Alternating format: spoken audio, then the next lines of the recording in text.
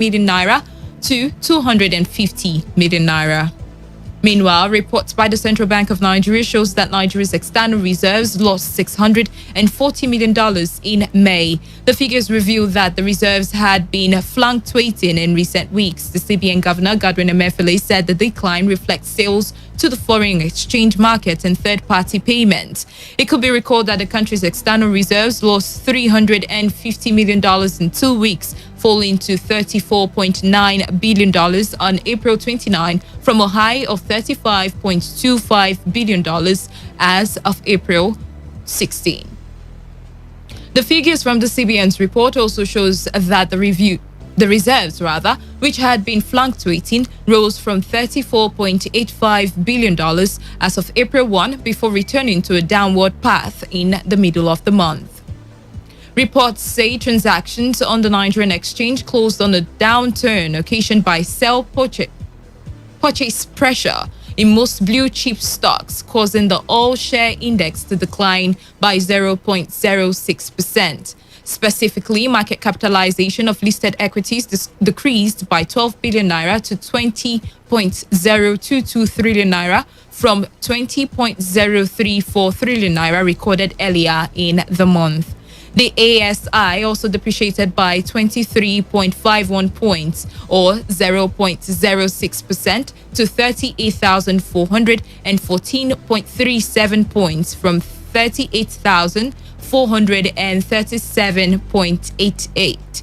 Investors exchanged 274.852 million shares valued at 2.632 billion in 4,159 deals against 201.857 million shares worth 2.19 billion naira exchanged hands in 3,827 deals.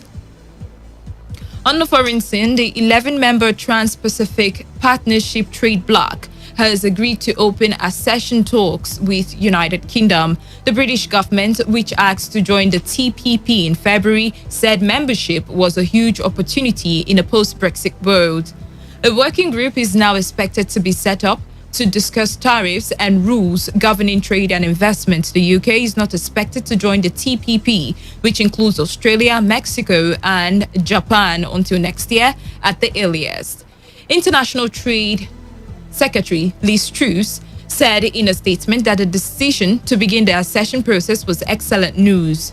She said the government will present plans to Parliament in the coming weeks before starting negotiations. And that was the business news update on Today 95.1 FM. To take responsibility, wash your hands for Today's news, today's entertainment, today's sports, today's issues. Today on Today 95.1 FM, Port Harcourt. Talk radio. I listen to a lot of talk radio. 95.1 FM.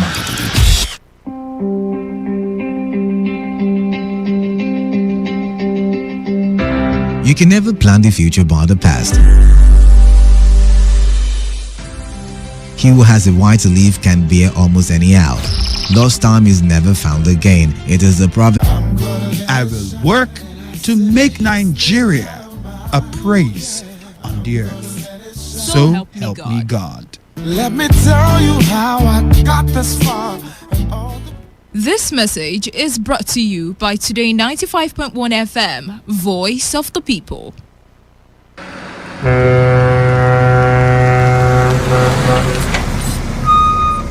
Officer, take. Officer, give me number.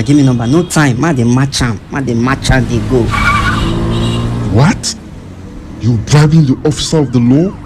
You under arrest.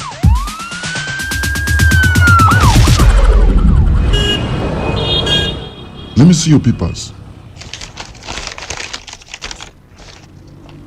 You can go. They're in order. Drive safe, okay? I don't understand though. No be the same country again. Officer reject bribe. Mona wake me. They arrest me yesterday. That yesterday. I go do my papers. See as I pass now. I pass without fear. You too. Make you do wetin dey right. For we country to better, it dey for we hand. If you like, do like say you know hear am. To give or to take bribe na offense. Una don't hear am, abi? You hear am too, abi? you hear am. You hear am well. They themselves, they hear am. They hear am. Now the voice of the people. Now him bring this message give una. Today 95.1 FM. Now we be the voice of the people.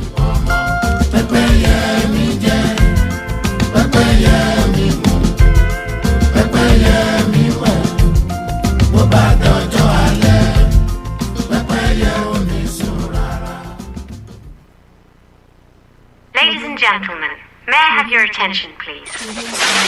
This president's failed. It's about the future of this country. We're going to take it back. We're going to take it back. You asked us to vote you into that position so you can bring about that solution. So when you vote me, then you sleep. Let me see if I can take another phone call. Hello, Today 95.1 FM. Good morning. What makes a policeman to be able to feed is the gun he's holding. They use their gun to extort money from people. Good morning. What's your name and where are you calling from? No longer news that we are truly the voice of the people. Am I not a slave in Nigeria? I refuse if you are. If you yes, you're a slave. Let's not get to that now. So the Nigerian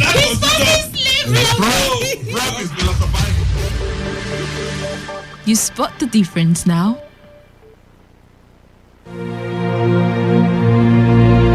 Today is business. Today is a new trend for your businesses. We give you all the information you need to grow your business, new ideas and innovations that keep you earning more and staying relevant.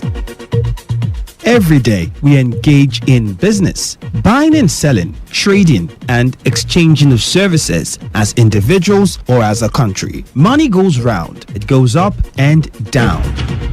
But have you ever wondered what business is all about? And have you ever wondered how you can stand out in your business? Today FM has got you covered in this all-new program, Business Today, every Wednesday between the hours of 1 p.m. to 2 p.m. Learn all you need from professionals on how the country runs its business affairs and how you can be an outstanding entrepreneur and grow your business. Business Today, every Wednesday between the hours of 1 p.m. to 2 p.m. On Today 95.1 FM. 95.1 FM.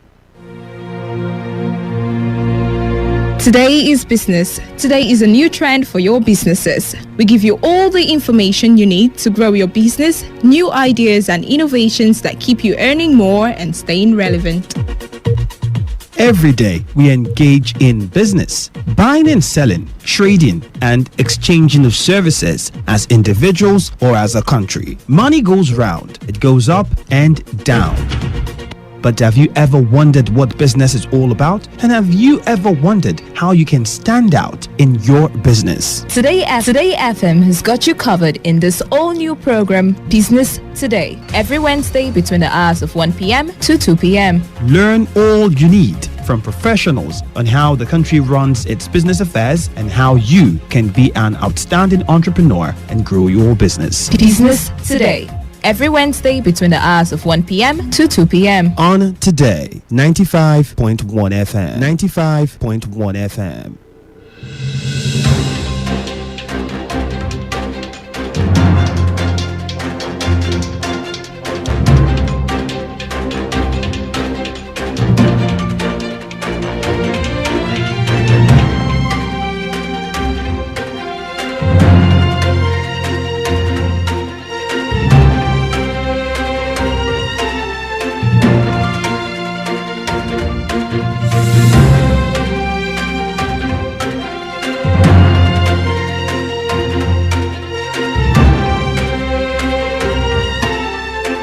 It's a beautiful Wednesday afternoon, 14 minutes gone past 1 o'clock, and it's time for us to talk business. It's time for us to look at the economy of the state and the country. I mean, a lot has been going on, especially in the business realm of things. I mean, we've been overwhelmed with all of the issues of insecurity and politicking in the country. And, sometimes we fail to take critical look at the state of the economy and what can be done by whether government or the people to boost the economy and the standard of living generally in the country and in the state. And one of the amazing things that happened last month would be the Rivers State government inaugurating the cassava plant. And apparently, according to the statistics that they had given earlier last year, they said that it has the capacity to employ at least 4,500 persons. And that pretty much would be a boost for employment within the state and within the local government in which the cassava plant is being sited. And then you see that all of these things are things that the government have to start to put into prior thoughts, right? I mean, what can the government do at the state and federal level to boost and enhance the economic and financial sphere and activities within the state? I am Wealth Wilson and I will be your host on the show today. We will be looking at the different headlines making the rounds, especially when it comes to business in the country and in the state. Now, kickstarting first is this particular article on the Nation's newspaper that I found really, really interesting. The negative impact of unfriendly business environment on Nigeria's international trade. Now, the unfriendly business environment foisted on Nigeria by insecurity has continued to take its toll on the country's foreign trade. Insecurity and excessive bureaucratic bottleneck created by some government agencies and the activities of selfish local businesses have all resulted to a lack of significant improvement in Nigeria's foreign trade. In the oil and gas business, for instance, both local and international operators have come to the conclusion that Nigeria's operating environment is the most difficult among the oil-producing countries. Now, the difficult operating environment has led to a slump in the country's foreign trade, adding to government's own statistics. For instance, Nigeria recorded 10.3% decline in foreign trade in 2020, according to the National Bureau of Statistics, that's the NBS. Now, according to the report, the value of the total imports in 2020 stood at 19.898 trillion naira, which equates to 17.3% higher than the 16.93 trillion recorded in the previous year anyway. Now, the total exports, according to the report, also dropped by 34.8%. Now, take notes of the increase in imports and the decrease in exports. Now, a total export, according to the report, stood at 34.8% from the 19.19 trillion naira in 2019 to 12.522 trillion naira in 2020. Now, within the year 2020, Nigeria's total foreign trade also dropped by 27.46% year on year in the second quarter of the year, when compared to the 8.61 trillion recorded in the corresponding quarter of the second quarter of 2019. According to the report, Nigeria's total exports during the quarter of 2020 nosedived by 51.7% to stand at 2.22 trillion naira, representing a significant fall when compared to the 4.59 trillion naira recorded in the second quarter of 2019 and the 4.08 trillion recorded in the second quarter of 2018. The report goes on to show a lot of decrease in foreign exchange since the first quarter, second quarter, third quarter, and fourth quarter of 2020. And the outlook for the first, second, third, and fourth quarter of 2021, which of course would be a pointer as to whether or not we would be able to implement a lot of the plans of the government and the CBN in the amelioration of poverty and active development of the different sectors within the country. Now, when you think about it, first of all, remember, I made you take note of the import and export differences since 2020 and 2019 as compared to what we have currently. You would find that a lot of significant differences between the exports between 2019 and 2020. And if that is the case, it pretty much just points to one thing. We had seen a significant decline in the production and manufacturing sphere of the country.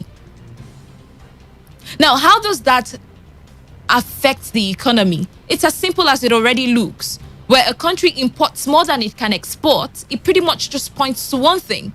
The economy of that country would definitely dwindle. inflation would be on the high because, of course, we have more demands, which, of course, skyrockets the need for importation into the country, isn't it? And then we have a problem of lack of structure, especially when it comes to the implementation of policies that would see active growth in the manufacturing or production sector of the country. Now, how do we change that is something that we really need to talk about. Every time we ask that question, we always pretty much give answers. The federal government have to be sincere, accountability in how much money is going to our different sectors. But then, a very important question: who drives true diversification? Who drives true sectoral growth and diversification of a country? What tier of government? Is it the federal government, the state government, or a mutual collaboration between all tiers of government, local government inclusive? I mean, time and time we talk about the federal government's plan to diversify, the federal government's plan to grow different sectors. I mean, they're talking about agriculture, they're talking about revolutionizing the oil and gas sector. We're also talking about building more industries and getting more investors into the country so that we can see an active boost of the economy as time goes or before the end of the current federal administration.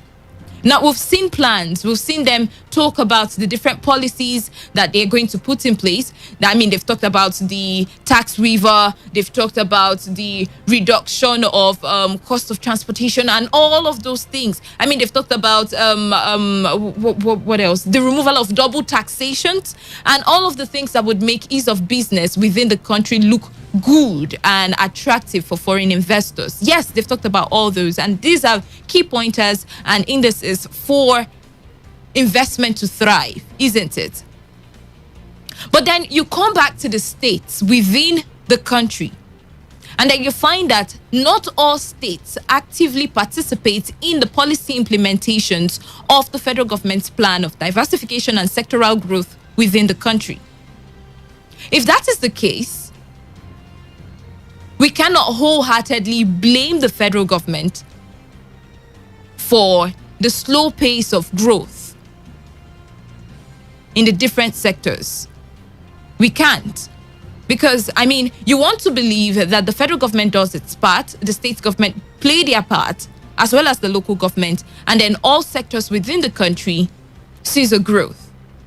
But then that's not the case in the country. So who drives true diversification? If we are really towing the line of sectoral growth and diversification in the country, then who is to spearhead? Or how does it work? I mean, you might think that it is an easy question, but then when you look at it, then you know why we are still lagging behind. When you get the answer to the reason why we haven't seen so much growth, when you're able to pinpoint the answers to who truly drives diversification and growth in the different sectors, then you will be able to see why we've not been able to move from where we were some years back in terms of sectoral growth or diversification of any kind. Why we've not been able to move from where we were from years back till date. I mean, it's pretty much the same thing. So who drives diversification? Is it the federal government? Is it the state government? Or is it a mutual collaboration? If it is a mutual collaboration, then how come we're not yet on the path? So let's not even give ourselves too much credit. How come we're yet to get state government and federal government come together, assign mutual responsibilities that would point to one thing, a growth in a particular sector of focus or priority of the government at all levels? I mean, when you think about it and you find that the federal government is looking at diversifying into agriculture, you want to think that the federal government would have a roundtable conversation with states that are also interested in this, especially the ones who had mentioned it as part of their manifesto and campaign promises to the people to bring the country back to its former glory and less dependent on oil, isn't it? That's pretty much what they all tell us every time, right? Now, if the federal government comes together with state government, we probably would have seen a more effective growth and result in the diversification into agriculture by now.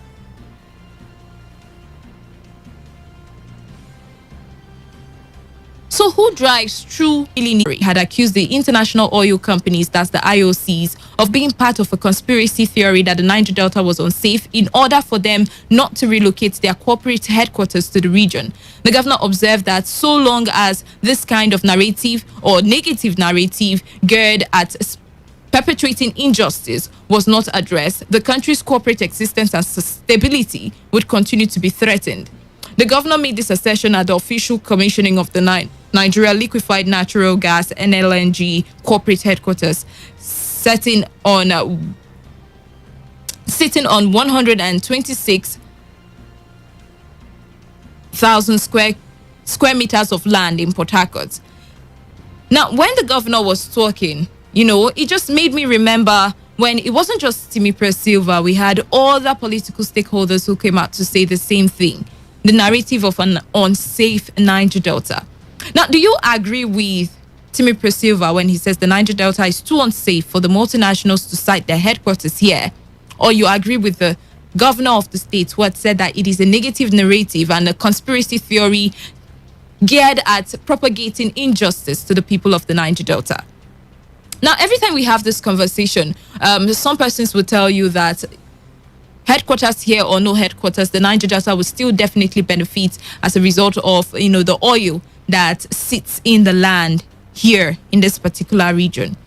But then you think about how much investment and how much rapid growth the siting of this headquarters in other regions, especially in the West, you think of how much spiral growth that their presence bring to the economy of these states in which they decide to site their headquarters. And then you wonder if such growth would be replicated or can be replicated in the Niger Delta.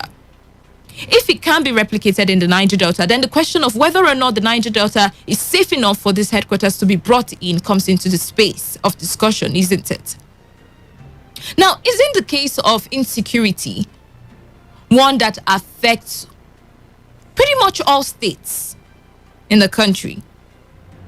And isn't it the duty of the government as well as security agency to provide, a growing atmosphere and environment for these multinationals or any other investors looking to come into the Niger Delta? Now, when we have such reports as the Niger Delta being unsafe, maybe as a result of some of the court activities and the clashes we have here and there within the Niger Delta, driving these multinationals out, can we not say the same thing is replicated elsewhere, every other place in the country? And if that's the case, then the Niger Delta is simply just enjoying a negative narrative, in the words of the governor, which of course is geared at perpetrating injustice and reducing the growth of the Niger Delta people. Or is the governor just simply trying to defend the Niger Delta, saying that he's a governor from this region?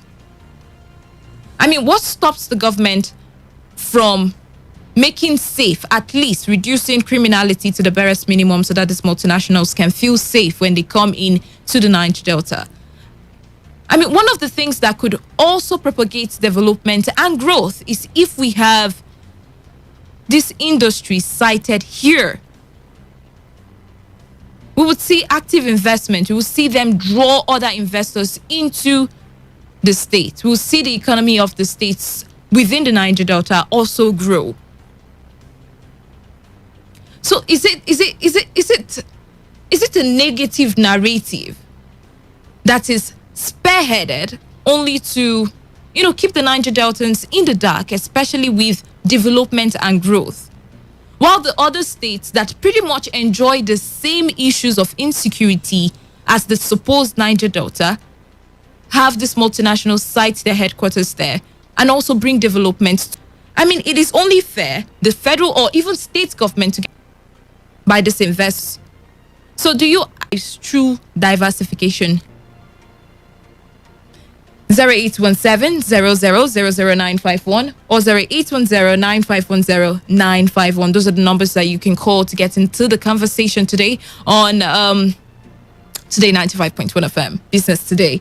And in a couple minutes, we will be, introducing you to our guests. And we'll be talking about growing a better society and environment for businesses.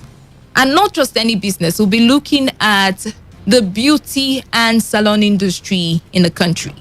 So you pretty much want to stay glued to your radio set. 95.1 FM. Yeah. Good afternoon, Mr. Jude talking. You're welcome, Jude. Yes, that statement is not a good one. But they can easily come here and make their business and leak their oil and take it to Lagos. Does it mean that when they come to do the business, here is not safe for them? I'm asking you. But they do their business successfully here and go wherever they want to go. So you agree with the Rivers State governor? Nobody will. Wait. All right, 95.1 FM. Yeah, well. Hello? Yeah, this is Malanto on the line. You're welcome. Good, thanks. Yes, I carefully listened to what you just narrated. And if you ask me, I will tell you that the governor is 100% correct. Now, these are my reasons. When it comes to the oil company citing their headquarters there, like what the last caller said, though it's like the network would not allow it to finish. If now their operational base is cited here. Now they don't complain of insecurity when they're operating. But when to bring their headquarters, they complain of insecurity. But they've had issues of kidnapping and destruction of their. I'm coming. I like what you just said now. That is their complaint, Abby. But why is it that they don't raise this complaint when it comes to their operation? Yes, that's kidnapping. But they continue to operate. You get my point? In spite of this, their complaints, they continue to operate. That means, that's marks of hypocrisy on their part. You get my point? So their complaints now is irrelevant as long as they are operating. Whether they are kidnapping, as long as they are operating, their complaints do not hold water. That is one. All right. If you look at now, we look at that the diversification. Look, I think the federal government and the state government need to cooperate, but more especially the federal government, to ensure a level playing field and ease of doing business by way of working on the taxation to avoid unnecessary double taxation and reducing the tax for young businessmen and women that are coming up. You get my point? So when you create that level field, you get my point of operation in terms of business, and then they ensure, because they have to, the federal government need to diversify, the state governments will also need to what? Diversify. Both of them need to do the same thing. But like I said, the business climate, okay, the whole of Nigeria is taken to be one climate when it comes to business. The federal government needs to ensure that they also ensure the ease of doing business so that states can strive, so that private individuals can also do business. All right then. Yeah. Yes, I get your point. Thank you very much. We'll just take one more call. I think we should take one more call because it's almost time for us to talk about talk to our guest, basically. I mean, it promises to be interesting, so don't go anywhere. 0817 0000951, 0810 9510951, 95.1 FM. Yeah, good afternoon. Well, good afternoon. My name is Aston. I'm calling from Okrika. You're welcome. Well, this time I talk on radio, I tell people go back to record. There was a time the former governor of Rivers State was shouting that the headquarters of this oil multinational should come to South. Recall. Now you're saying the Niger Delta is unsafe for you to operate, to bring down your headquarters. But it's also safe for you to carry on your operation, to drill, to export, to sell, and to make money. So that's the laughable situation. If somewhere is unsafe for you, fold your company and move to where there is safe for you. Simple. This is in a normal playground. let's forget about that one. Let's talk about who diversify the sectors. I said yesterday that the problem is the state government, is the governors. And that's a fact. Because 70% of the policy in which the state assembly runs come from the National Assembly. And once they make this policy, the state government is to implement them, is to move into action immediately. I said, look, from the head, this is what we want to do. And this is how you come up with your own idea, harmonize it, and then push. Let me make an instance. They were talking about ranching. And I said ranching will give Nigeria 5 million jobs, clean jobs. If you create the land, you put the cattle, so whatever the nama, I said, look, 1 nama is 2 naira. This way, will remain. The Minister of Health was talking, Environment was talking about meat or safe meat and so on. This, you can be able to monitor this situation. You employ people. There will be marketing students, there will be this, there will be research will be going on. We take the confines of that abattoir. Thank God that the governor has created the Faculty of Agriculture to come to achieve. Do you know the Faculty of Agriculture can collaborate with the ranching companies to come up with some research on meat preservation, how to preserve beef, and so on. But that would only happen. That would only happen if the state government buy the idea of the livestock transformation policy of the government. They have to, in order to create jobs, they have to, so that there will be peace between the farmers and the herdsmen. Look, you don't want your number to go, your number to move around. The number is your own business. Therefore, how do you keep your number? We have provide place for you to keep. Put your number here, you pay us 2 naira per day. You pay us, like car, do worry. If your car stays 2, 3, 4 days, you pay. So then you create revenue, you create job, and people will be working. The economy will be stimulated. These are sectors. We talk about sports. You also do the same sports. Every sports industry can give us over 10 million jobs. People want to go to stadium to relax. People want to go to stadium to catch fun. All right, then. Are dilapidated. What are we not doing? These people lack ideas. Let them go. All right, we've gotten your point. Thank you so very much. Oh dear, we lost that call. I was thinking we'd be able to take one more person's call, just one more. Who drives true diversification? Is it the federal, state government, or we should see a mutual collaboration between all tiers of government? And we asked the question. Whether or not this headquarters should be relocated back to the Niger Delta, despite the calls that the Niger Delta is unsafe. Do you agree with the governor of Rivers State, who says that such narrative is just geared towards perpetrating injustice to the Niger Delta people? 95.1 FM. Good afternoon, Wealth. Good afternoon. Our David Carlo. You're welcome. Please, you have just 2 minutes. Go on. Thank you very much. First of all, it is quite unfortunate that we see ourselves in this kind of environment created by a white man. I always say it. You claim to answer Niger Delta while you had a name before Wilson Commission that talking about the minority in the eastern part of the country. Just for you to divide me and my brother, that is why you give them that name, Niger Delta and South South. Where is it in the geographical cardinal point can I find South South? The answer is nowhere. Now you are because of it. All right, just quickly tell me what you think about the issue of diversification. Is it possible to get federal and state government to mutually collaborate to drive growth within the different sectors? No, is it possible? Why? Because you are dealing with the kind of people that have a ganja-weed system of government. I'm telling you. How can somebody from the north tell me that he's more educated than me, that he can show me the road or how to make a country? It's quite impossible. That is where I always want you to get it right. It is not possible for a blind man to lead you that is having eyes to see. Senator Ben Murebus, how many common sense did he lay down in that house of power? Did he implement anyone? Or does it mean that the common sense is not useful to Nigeria? So both states and federal government cannot collaborate to grow the sectors within the country? That is what I am saying, because it's being handled by people that you know that you are far more better than them. You can even challenge the Western world. Now you are telling me about grazing. This open grazing. Did you know that Ifilu is more costlier than that their own llama? But you expect me to be lazy.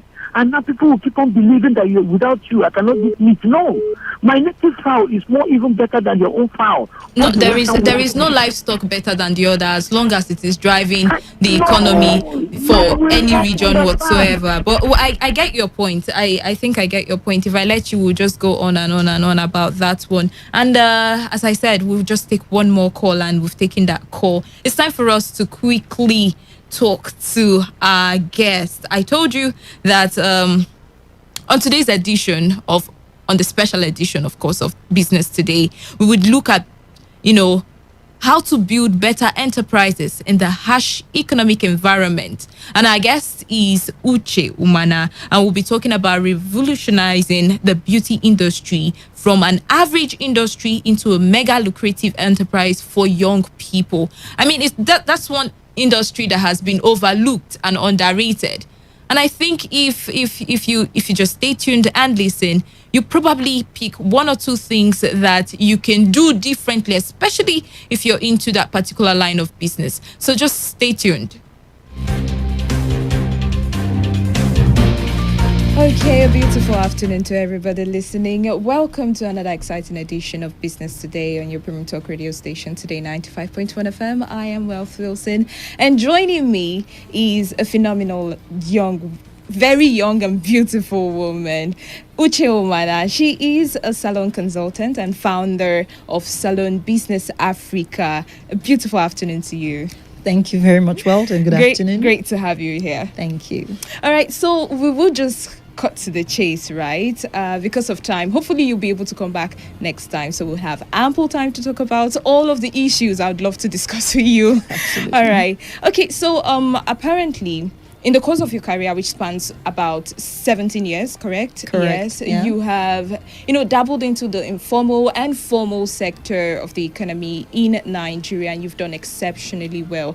And, according to our findings, we found that you launched the first business and education platform for salon owners with over 1,000 registered participants. And you also hosted the first ever salon business seminar in Port Harcourt, Lagos, Ibadan, and Abuja. That was in 2019. Absolutely. Now, when you decided to move into the informal sector and salon business in quote, like the industry, I mean, what were your expectations and what was the situation of that industry at the time? Okay, I think this question actually is the reason why I decided to give a more formal face to beauty and salon business. And it's not just salon, but it's mostly beauty. And that's because we have a lot of people who opt for salon and beauty business as an option for either the next hustle or the next business idea, but they always forget the part which is the fact that it's a business. When you go to any business seminar or you decide to take a business course in any of the prestigious organizations, lockdown on beauty and hair care services. So you see that it's actually it. Okay. Now, when you do this professionally, or when you actually understand that it is a business and it is an investment, you're more conscious.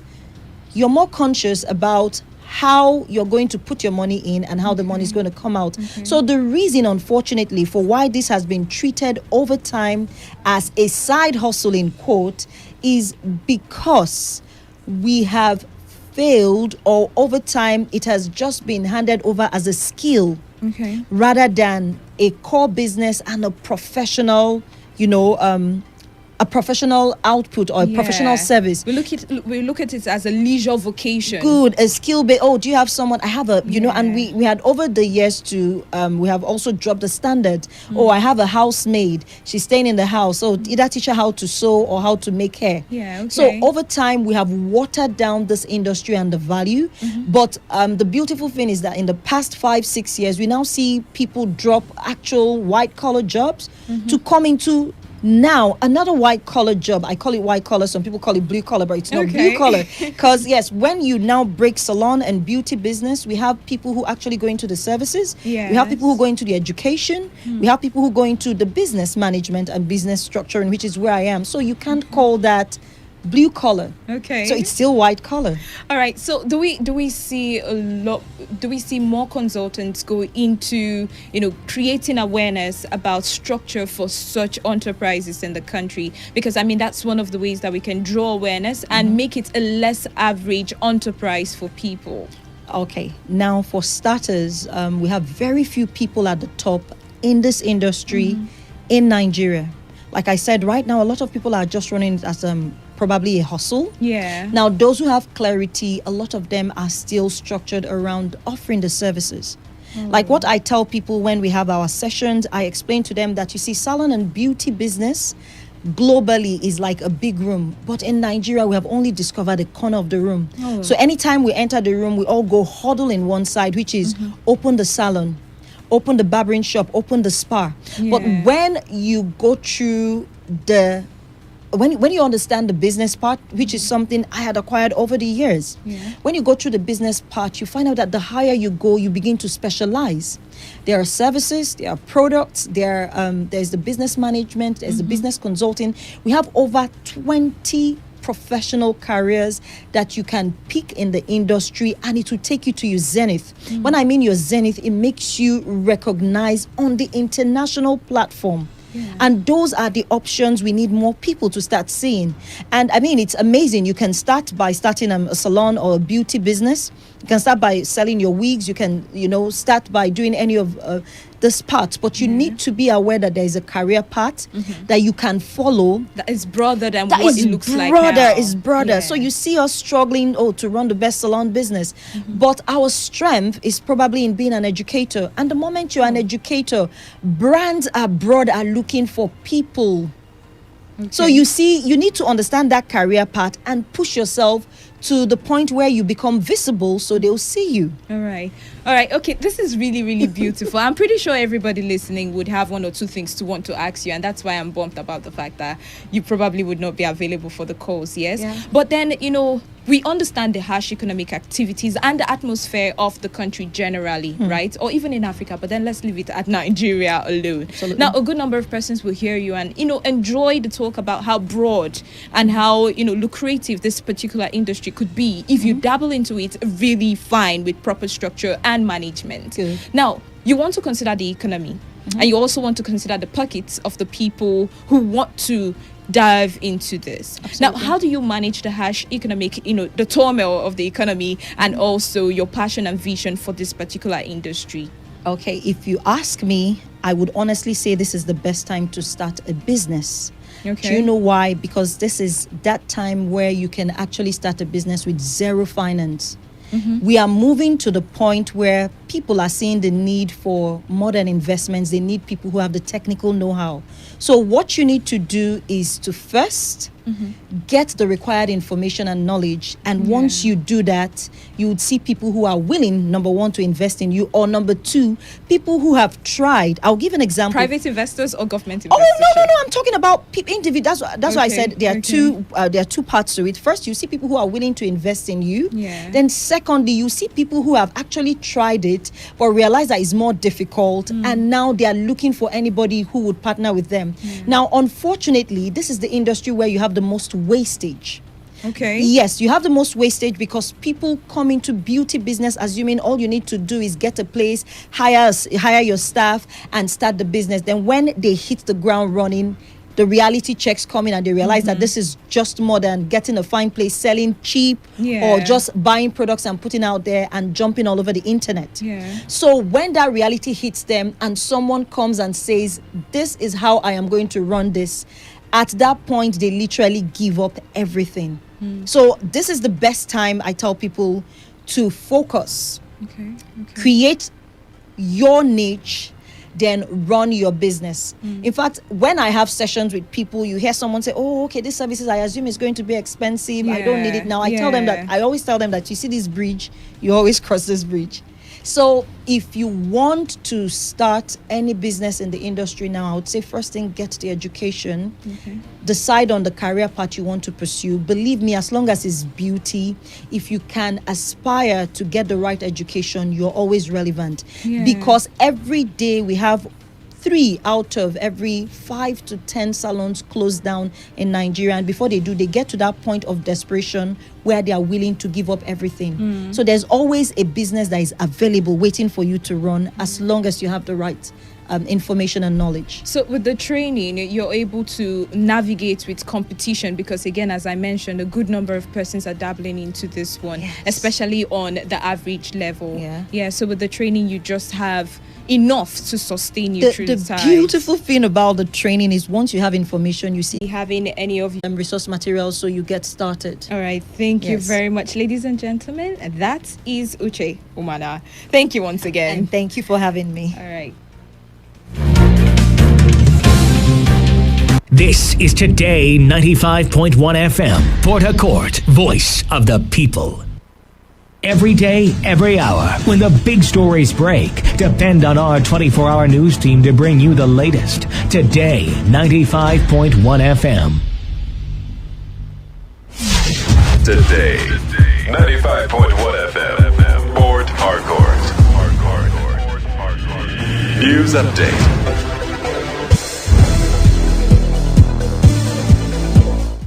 Good afternoon. Here's the news update on Today 95.1 FM. I am Wealth Wilson. The headmaster of Salihu Tanko Islamia School in Niger State, where dozens of students were kidnapped, Abubakar Al-Hassan, has pleaded with the government to help rescue the abducted students. Al-Hassan, who was on a live television program, said he has been contacted by the bandits who initially demanded over 300 million naira, but are now asking for 110 million naira. The head teacher disclosed how, during the abduction, he contacted the police, who said they had inferior weapons and did nothing to stop the attack. Al-Hassan also revealed that one of the parents of the kidnapped students has died of shock after they learned about the incident.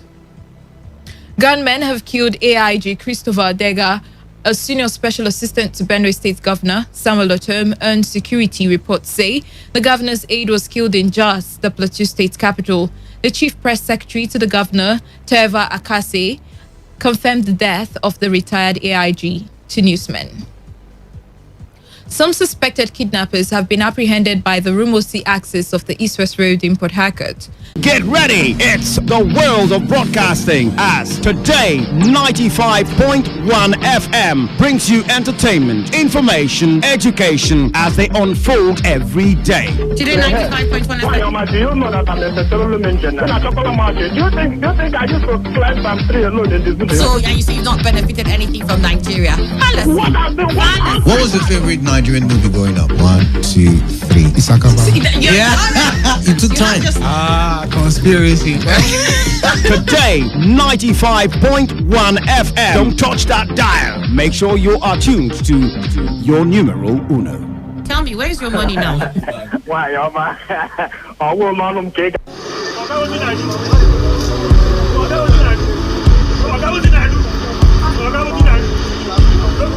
I am a proud Nigerian. I have been placed here by God for a time such as this. The degradation, challenges, and problems faced by Nigeria are the perfect backdrop for me to develop and utilize my God-given potential. I will not complain. I will not criticize. Rather, I will use my skills, gifts, relationships, and experience to find long-lasting and revolutionary solutions to the many challenges confronting Nigeria.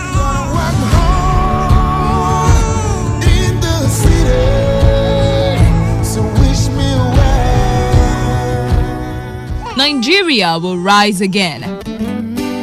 Because I am here, I will leave this nation a better place than I met it. I will work to make Nigeria a praise on the earth.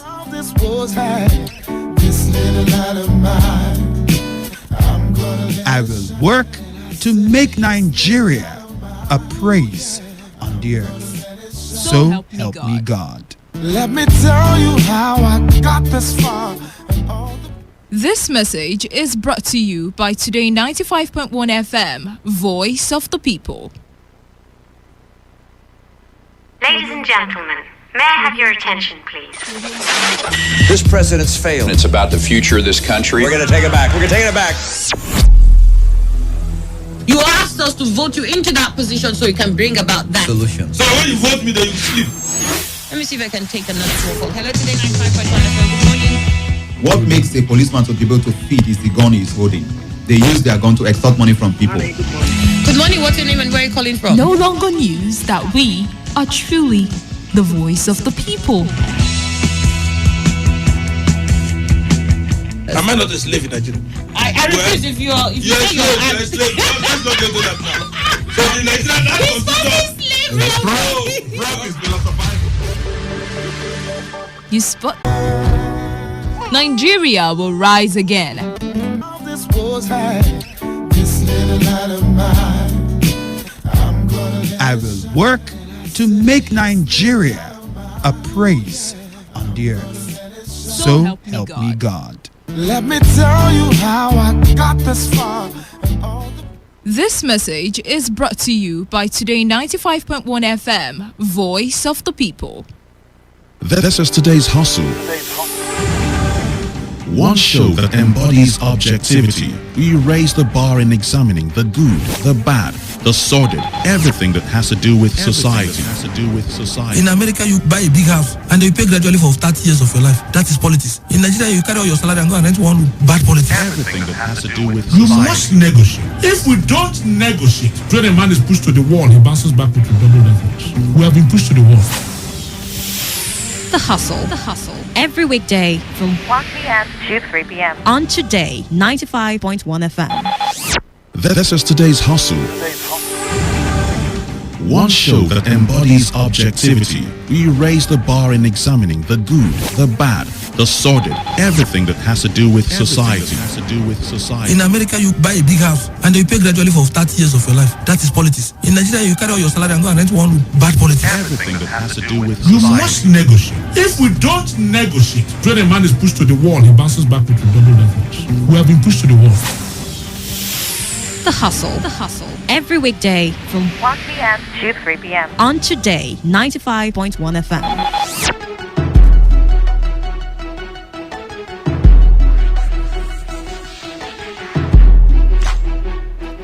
Beautiful afternoon to you all. We are back 13 minutes gone past 2 o'clock, and it's time for us to dive straight into what we have for you on today's hustle. You're still tuned to Today 95.1 FM.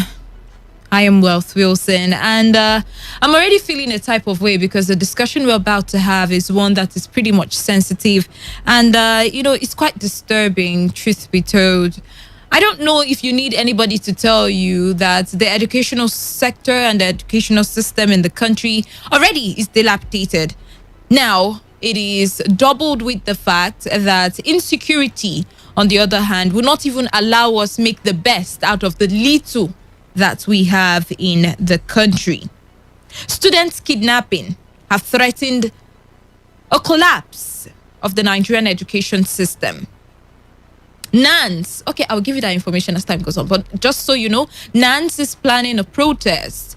And they're protesting against the insecurity of the lives of students in our campuses, our colleges, in our secondary schools.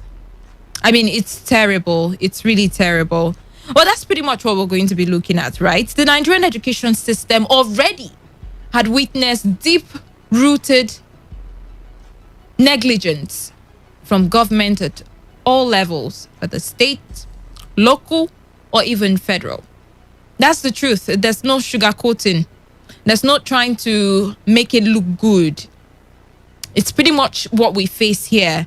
The education system in itself already did not have a good face. And that good face that we did not have is beginning to even look worse as insecurity has threatened the lives of students all over the country. All over the country. Now, I know I will tell you why I say all over the country, but let's just pretty much go in progression, okay? The Nigerian education system is deep into crisis on multiple fronts, including areas of access to quality education. The spate of recent mass kidnapping of school children in our secondary schools and colleges arguably represents the gravest existential threat and crisis to education system. In less than 3 months,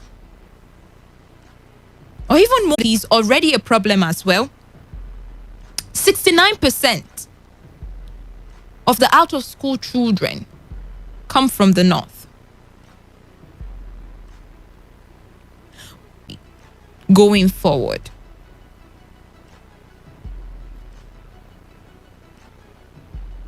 issues of insecurity shrinking the capacity of our educational sector. That's what we're going to talk about. Issues of insecurity shrinking the capacity of our educational sector. Now, if you remember, we already had the issue of COVID-19, a major issue that had caused for our schools to lag behind in terms of their academic calendar and curriculum. Lots of children, lots of students can still not meet up with the academic calendar. I mean, schools have to pretty much rush up things. Only a couple schools, mostly even private schools, were able to introduce e-learning, and academic activities saw, a pickup from there. I mean, just a couple months back, we're talking about the kidnap of the Kagara students. Niger State facing the same issues. Zamfara State facing the same issues. And the truth is, whether we like it or not, it probably is worse than we are getting on the media, or it's probably worse than we see in our national dailies whenever we read about the issues of insecurity in the country. It probably is worse. The people are facing and getting it worse than we even report. Because you can imagine the scare in the minds of parents and students alike. And the essence of this conversation is not for us to look down on government activities or government strides to try and calm the situation or to try and envelope the situation. No, we're not trying to look down on government's attempt to be reactive, because on my path, I don't really see any proactiveness, because the kidnapping did not just happen once, twice, or even thrice. The abductions did not happen 3 times. It has happened multiple times, with possibility of more to happen in days and months and weeks to come. I mean, that possibility we cannot overrule. So I think it's more reactionary than proactive on the path of the government. But then I'm not overlooking how much reactions they have made or brought to the table in light of these situations. But then, what does this mean for the educational sector in the country? You remember I said it is a problem of schools all over the country? You remember when I started earlier and I told you I was going to explain why? We may not be having this much report about abduction of students, kidnapping of students, ransom being paid or ransom not being paid, police rescuing or not even rescuing, parents praying and, holding their hearts to their hands while they wait and hope that God somehow would create a way for a miracle for their children to return back to them. In this part of the world, in this part of the country, in the south, in the east, we have cases of court clash. We have cases of break and entry into hostels, which is, of course, a cause of concern, serious concerns, whether we want to accept it or not. And I don't know if you remember sometime last year when we're talking about insecurity in this country, and I repeatedly mentioned that for those of us that try to look the other way or pretend as though the problem hasn't gotten to our doorstep, so it's pretty much not our problem. Somebody used to call in and say, why do we even talk about these cases of insecurity in the north? And I responded one time, I think I remember very clearly, and I said, insecurity for one region is definitely insecurity for all regions. And look what we have now, creeping in little by little, gaining momentum in every region in the country. Now, a different trend is coming up, is picking up in the north. Abduction of students, school children, school students, and demand for ransom. And if we don't talk about it and start to make our governments from these other regions more proactive at this point when it hasn't crept into our societies yet, then we might have it hotter and even more difficult to control by the time it spreads like wildfire. Now, I don't know if you remember students who have died in the hands of abductors and kidnappers. Prayers shall be held for the safe return of our students who are still in the hands and in the den of these kidnappers. Quoting him now, say, I hereby declare June 12, 2021 as the National Day of Peaceful Protest to call on the government to act decisively towards addressing insecurity in our schools, campuses, and also announce a proactive measure or strategy towards ensuring safer schools. Asefon, while responding,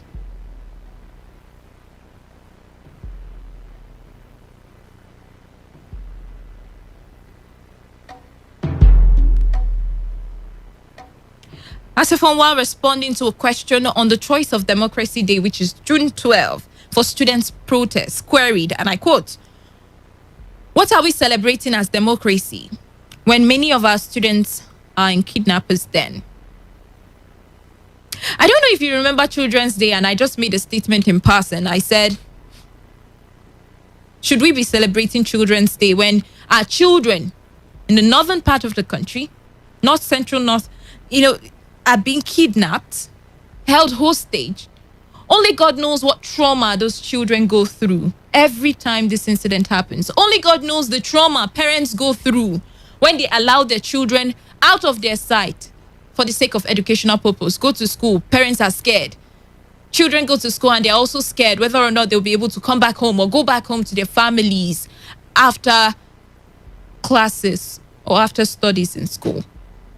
So are we supposed to really be celebrating Children's Day in this part of the world? I don't know. That's me just asking myself questions. One thing that strikes me, especially to this point, it hasn't gotten to this part of the world. It hasn't gotten to the South yet. It hasn't gotten to us yet. So we should... If you are sure, what measures have the state government put in place to secure our schools, public and private schools, our colleges, our tertiary institutions, so that our children within these parts as well do not fall victim of abduction as a result of some other person's or group's agitation against the leadership style and the style of governance? Because when you ask them, they tell you that they are bandits today or kidnappers today because the government haven't allowed them enjoy the dividend of democracy. I wonder which of us actually can tell any different stories from what they say. But then I wonder what will happen if we all decide to revolt the way they've chosen to revolt. So I just have two questions, just two questions. I'd ask the questions, we'll go on a short break, and then when we come back, we'll open the phone lines. We'll talk to a resource person anyway. Two questions. Protest. We've protested about too many things in this country.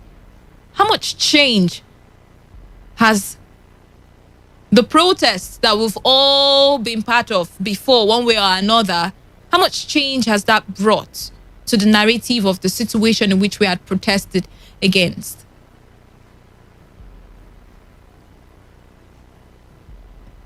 Does protest really solve anything? Does it push the government to do more or to think faster or to be more proactive? Because, I mean, we've complained too many times, and complaining, of course, is part of protesting. We've complained and protested for too many times in this country, and little or nothing has changed. And not to sound like a pessimist, but little or nothing looks like it will change. So would the NANS protests get government from the different parts of the country, different states, to be more proactive, together with security agencies, to ensure that students' lives are being protected on a daily basis, whether secondary schools or even colleges? What can we do to end this new trend that is gradually not just crippling the economy of the country, but I'm just going to focus on what it is doing to the already bad and dilapidated educational sector and system that we have already in the country? Where are we headed in this part of the world? Where are we going to as a people? Will this protest drive the government to reinforce result-oriented measures to protect students, And what are the implications of government and political stakeholders' laxity in response to the issues that bedevil the educational system of the country? Just two very simple questions. The issues we're discussing, I mean, it's really disheartening. It's mind-boggling. It's enough to wreck your head and make you feel a type of way. Truth. And that's true. That's purely facts. But then we can't stop talking about these issues. And we have to prepare ourselves. Remember, it was just bomb blast and killings before in the north. And now it's here in the south. So do you still think that the abduction of students in schools, in colleges, would end in one region? Ladies and gentlemen, it would creep in. And when it does, we would continue to have these conversations. And even it becomes even more disheartening because we would not be able to say that the government was proactive or is proactive. So would NAN's protests push the government to implementing more proactive measures to protect students, children in schools all over the country?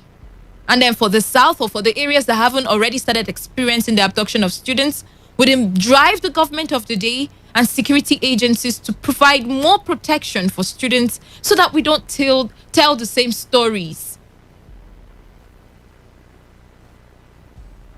And what can we do to save ourselves from the situation that we find Nigeria in? It's really, really disheartening. But then we're going to talk about it. We're going to prefer solutions. And we're going to hope that the government listens or that something happens, a miracle, whatever, to save the people. So let's go pay some bills. We'll come back, open the phone lines, talk to our resource persons, and then we close the curtains for the day.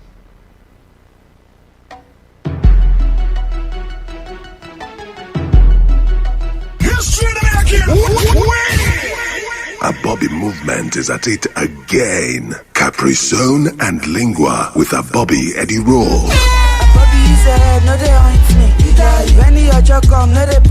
Featuring Magneto, Ida Harms, Wanda Banton, Dr. Bars, Romeo Without Juliet, CC Boma, Dr. V, Danny Spry, and ITK Concept. 5th June, time 3 p.m. Blue Carpet. Main event 4 p.m. at Eddie's Wine Bar, 11 MAL Street, GRA Phase 3, Port Harcourt. Come get the vibe, the talkie, the cruise. Regular 2-ba, Sabi Boy, 5-ba, Senior Man, 50-ba. For inquiry and sponsorship, call 0803-710-9489. Official media partner, Today FM. Talk radio. I listen to a lot of talk radio. 95.1 FM. 95.1 FM. Voice of the people. And we're back.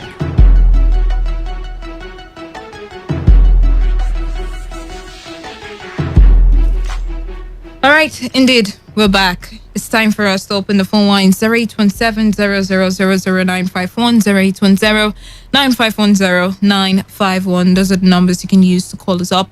And share with me what you think. Based on the questions I've asked anyway. Will the protest drive, that's the protest by NANS, will it drive the government into reinforcing result-oriented measures to protect our students and children?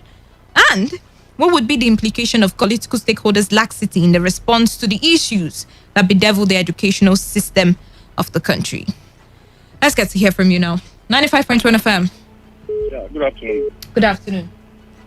It's Great to have you. Yeah, my dear sister, I asked a simple question, which the answer would be no. The INEC official. They went to university to professor of all good knowledge in his own word. It's an insult to the people of that world. All right then. All right. So let us begin to think. The solution is to push them out. That is just a problem. Put new people. Let's try new people, new ideas. We own them. We give them the mandate. Say, take, lead us.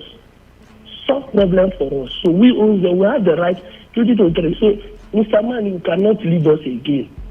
This is our hand. All right. Everything will be over. Thank you. Nothing will happen. We have to listen to another caller, but thank you so very much for your contribution. 95.1 FM. Hello, good afternoon. Good afternoon.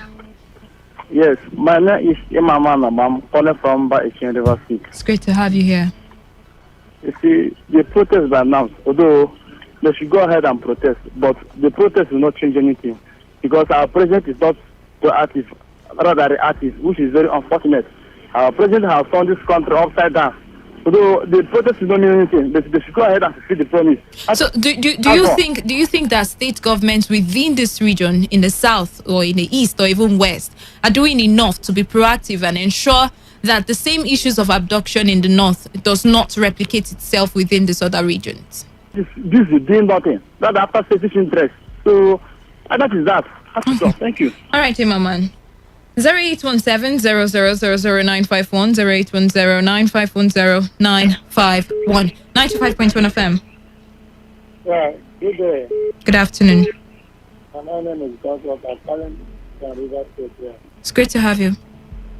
Yeah. I'm also on the opinion that as far as the government is concerned, states will not do anything. And this kidnapping of students that are stuck in the north, if we are not careful, it will spread everywhere. My point exactly. So it is better we begin to be careful about it now. You see, one of the problems that we have among our people is this.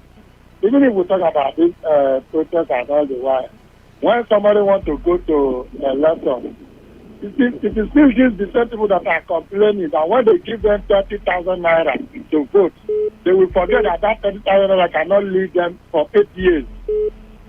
Everybody will run. This is happening this way. They collect money and vote wrong person. So we, the individuals, will also try to save our mind. Okay. For better, so that it can help us. Thank you very much. That is my contribution. All right. Thank you. Thank you very much. 95.1 FM. Hello? Yeah, I'm speaking from Ahuda. Your name? Ojum. Okay, you're welcome. Thank you. You see, the problem of this kidnapping, very, very bad. 1, 2, according to your news, they said that the principal or the teacher even called the police. But the police did not intervene. I mean, they gave their reasons. Hello? Yes, they gave us their reasons. But that reason is zero. They are withdrawn. They are supposed to at least make an attempt. Make an attempt. And then give signal to other law enforcement agencies. There is Navy there. There is police there. There is army there. That they carry almost 250 students out of the campus to the bush. Why? That bush, there is people from that area that owns the bush. They are supposed also to inform to signal law enforcement agency, all these military people that are coming to southeast, south, they are supposed to push in there into the bush to make sure that they rescue all these students. Are you getting me? Yes, I'm here with you. But instead of that, they just keep quiet. Let the parents again go and suffer. Why do we have military? Why do we have security? It's not good. Right. It's not good. Okay. Thank you. Thank you. Thank you very much. Now, I understand that it's not good. But how do we now get the government to see the pain of the people and try as much as they can to avert the situation from replicating here in our state? I mean, you look at our own colleges, you look at our universities, our tertiary institutions. We already have too many reports of cult clashes. We already have too many reports of breaking into hostels to rob, to assault, or even I have no words. So apparently, it's not necessarily abduction here yet, but then we are already seeing too many issues within our schools. Our students are not safe. We're yet to even see adequate security for court issues, court clashes, court-related cases within our schools. We're yet to see proper security put in place to ensure that whenever there is any of this occurrence of whether court clash within our schools, we have less casualties. We cannot even guarantee 100% the lives of our children, even in our schools here where there are no abductions yet.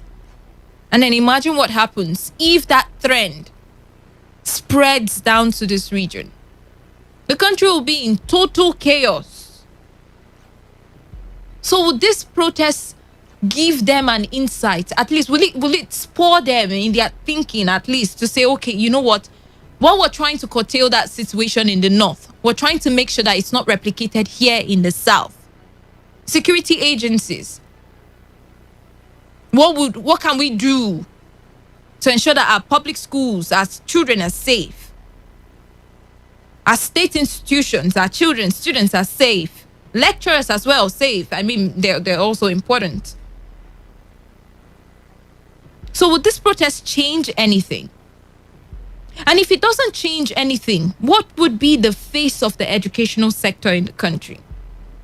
0817-0000-951, 0810-9510-951, 95.1 FM. Sorry, we lost that call. And that one too.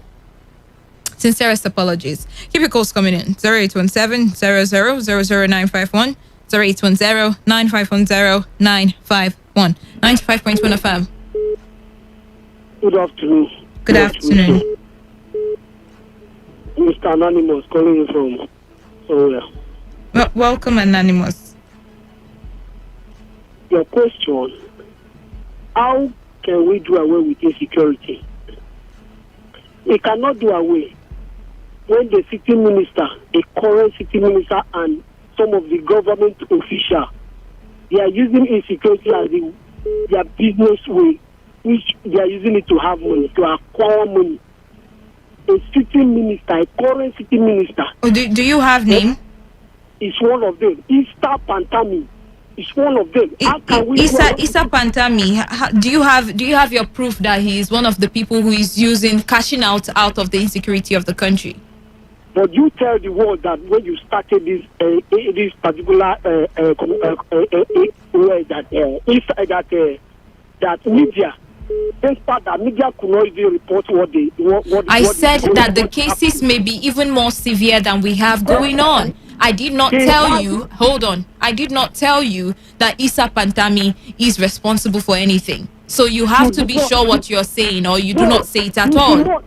You did not tell me that. I didn't say that you say so. I said that you tell the world that that this particular media could not report whatever they are seeing, which means they are hiding many things they are seeing. They could not tell. All right,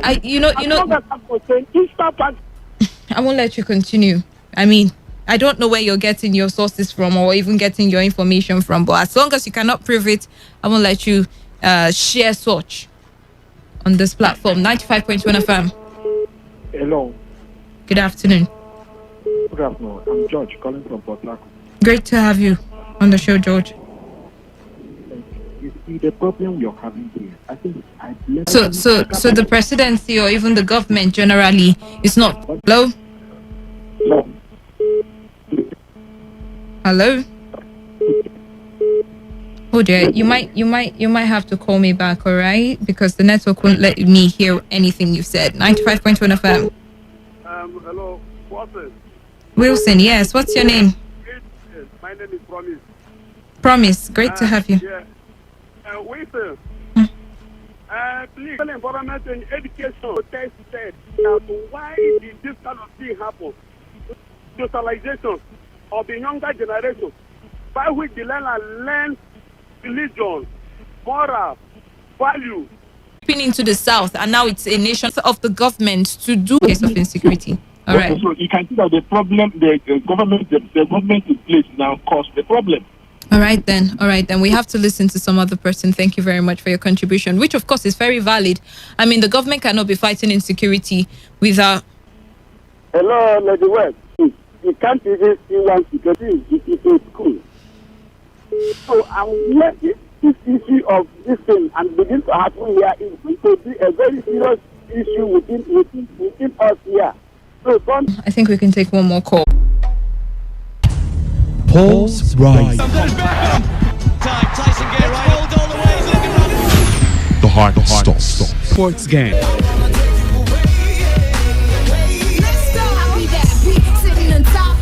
Would rely copy maker at dinner and maker to be a part of the show. Also talk about Real Madrid appointment of a new manager in Carlo Ancelotti. Yeah, like Emeka told you, big talking points rather on the show this afternoon.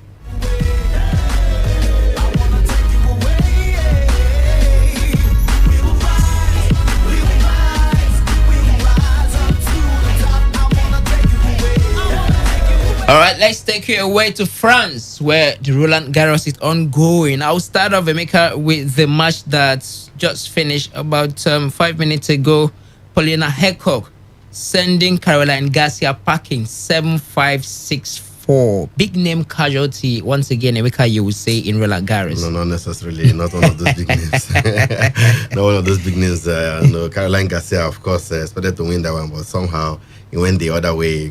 Paulina Hercog beating her. You talk of big name casualties, you talk of perhaps the top 10 players. Most times, the Angelique Kibbers of this world, Naomi Osaka's of this world, Ashley Barty.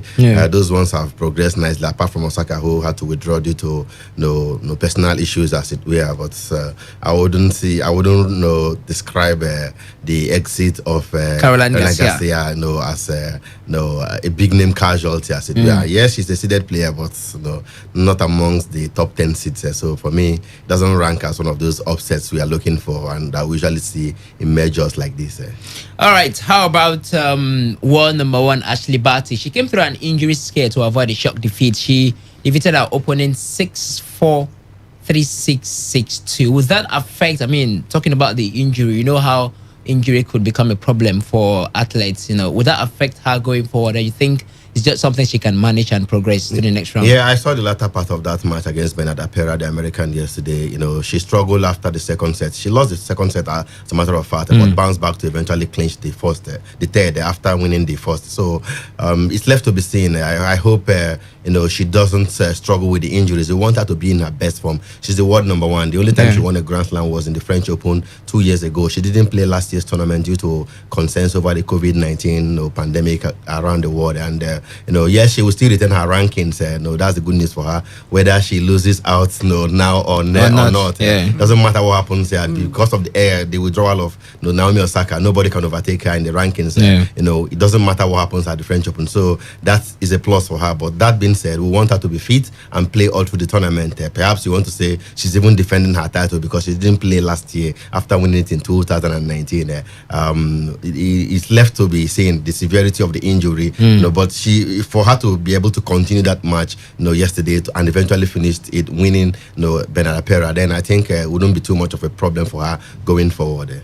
All right, before we go to the men's draw-away queen, we'll come into the conversation. First off, let's tell you how things stand at the moment at Roland Garros. Badosa Gilbert progressed to the next round, defeating Kovinic 6-2, 6-love, and Daniela Collins defeated Annalena Kalinina. I think she sent who did she? There's someone Angelique Keba. Angelique Keba. Yeah, she beat Angelique Keba 6-love, 6-2. Like I mentioned, Hercog defeated Garcia 7-5, 6-4. Whereas Vondrousova progressed in the next round, beating her opponent in turn 6-1, 6-3. All right, so that's how it is for the women's side of it. But let's talk a little bit about the match scheduled to come later between Serena Williams and Buzanescu. Queen, this is an easier meet, more like it for Serena Williams. She should be able to progress in the next round as it is. This will be a second round match against Mihaela Buzanescu. Mihaela Buzanescu. What a name. Serena Williams is a great player. She has a great personality when it comes to tennis, and I think she has also prepared herself very well because she was able to go to this Formula One game. Whoever Verstappen won. She was and there. She was there, and she said it was a form of motivation and preparation for French Monaco Open. Grand Prix. Yeah, the Monaco Grand Prix. So I think she has prepared herself mentally. A lot of offsets are coming up with smaller players. Putting up some wonderful performance. But I think this one will be an easy one for Serena Williams to just move up to the next round. And maybe with the exit of Naomi Osaka, and you see, there are more chances for her to even get. For me, I just think I don't. Osaka says it does nothing to the competition. she hasn't won, at French Open before now. She hasn't. She hasn't gone past the quarterfinals. We have never dubbed her to be a favorite anytime, any day. And Delikeba has not also won there before. So if you talk of people that will, players that will trouble, say Swiatek. Swiatek is there firing on all cylinders. Ashley Barty is there firing on all cylinders. So those are the two players that could give any other player a run for their money on the clay surface right there. Yeah. All right, your favorite Melanin sports presenter joins us. Victor Rahi is right here. Great to have you, man. Thank you so much, Reliance. Good afternoon to you, to everyone listening. Good afternoon. Always great to be here. We get to the men's side of tennis. Stefano Tsitsipas is on court against Martinez, and Riley Opelka is also on court against Muna. That one is at 2-love in the fourth set. Earlier on, it was John Isner who progressed to the next round after beating Krajinovic 7-6, 6-1. Okay, it's actually the master match is actually ongoing at the moment. So it's 7-6, 6-1. We are in the third set where it is 2-2. And then Fabio Fognini is also on court against Fucsovic. It's 7-8, 6-1. And we are in the third set in favor of Fognini at the moment. I could also report that Novak Djokovic progressed to the next round, defeating Tennis Sangran 6-2, 6-4. It was same for Rafael Nadal. 6-2, 6-4, 6-2 for Djokovic. Yes. Okay, 6-2, 6-4, 6-2. And of course, Rafael Nadal also progressed in the next round, defeating Richard Gasquet. No. He will play Richard Gasquet next. He defeated Alexei Poprin yesterday afternoon. Yeah. He beat Alexei Poprin of Australia in straight sets. All right. His next opponent will be Richard Gasquet in the second round tomorrow. All right. So, Victor, for Rafael Nadal, no scare whatsoever. No, not at all. I think these are still early times. It's too early for the big boys to have a scare. If they have a scare, it means they were ready for this one. If in the first round you are struggling to see off your opponent, or your opponent finds a way to take you into the fifth set, then that's a big problem. It shows you've got to do better, But I think as the competition gets tougher, now the exhaustion comes into play, and a lot of other players too. They begin to get their groove back on. So I think it's still too early for us to have scares from our big guys, the big dogs there. No. Here's the thing, Victor. In the men's tennis, like I mentioned, Novak Djokovic is still very much in the mix. Alexander Zverev still very much in the mix. Stefano Tsitsipas is on court as we speak. Between Ken Nishikori and Karen Khachanov, one of them will be out, but is Karen Khachanov leading at the moment 6-4, 2-6, 6-2, 2-3. So he won 2 sets while Kei Nishikori is leading in the fourth set. That could count for a 5-setter. Now it feels like in the men's tennis at the Roland Garros, no big name is out. Who said so? Dominic Thiem was dumped out in the first round. I was surprised. I could recall that. Dominic Thiem. But the number are not as much as what we have in the women's but tennis. you still look at it that we are only in the second round there. We are only in the second round. Those upsets will still come. Andrei Rublev was beaten yesterday. He counts for a big name player. He's a top 10 player. Was tipped to even go far in this tournament. He was scheduled to meet Nadal in the quarterfinals, but he's been dumped out of the competition already. What's his name? Dominic Thiem played in the final in 2018 and 2019 back to back, losing to Nadal in both finals. But in the very first round, he was beaten. Surprise, defeat there for him. Suffered in the hands of veteran Pablo Andrijo of Spain. So those are the two major upsets for now. But we expect more. Perhaps I don't expect the big boys, the top 2, the top 3 to be knocked out very early. We know that the quarterfinals. Yes, we know that at some point, if they continue progressing, Novak Djokovic will meet Roger Federer in the quarterfinals, and if he gets past Roger Federer, he's expected to meet Nadal in the semi-final because they're in the same half of the draw. Nadal himself was supposed to have his biggest obstacle was supposed to even be Andrew Rublev, who got knocked out yesterday. So we are looking forward to Nadal already in the semi-finals if things progress nicely for him. But that being said, the worst Nadal performed at the French Open was in 2009, when he was knocked out in the fourth round by the Swede player then. What's that his name? Robbie Soderling. Robbie Soderling beat him in the fourth round. That year, Roger Federer eventually won his first ever French Open title. So I don't see Nadal doing worse than that this time around. I see him getting to the semi-finals. He has already beaten Novak Djokovic. He beat him in the final of the Rome Masters. We also will not forget easily what happened in the final of the French Open last year between him and Novak Djokovic. It was a one-sided affair. Even though I don't expect that to repeat itself if they are not going to meet in the final this year. That's the problem. That's the sad part of it. They can only meet in the semi-final. So the big guns somehow Roger Federer, Novak Djokovic, and Rafael Nadal. I don't expect them to be knocked out early because somehow they are expected to meet themselves in the course of the tournament. All right, keep your contributions coming to us. If you have reactions regarding the French Open that is currently ongoing, send it to us. You can tweet at us at Today951. On Twitter at Today951. Copy me at Reliable Rely. And Emeka's handle is at Dina Emeka. Victor is also here. His handle is at Victor Oriahi. The front lines will be thrown open much later after we talk the Nigeria Professional Football League.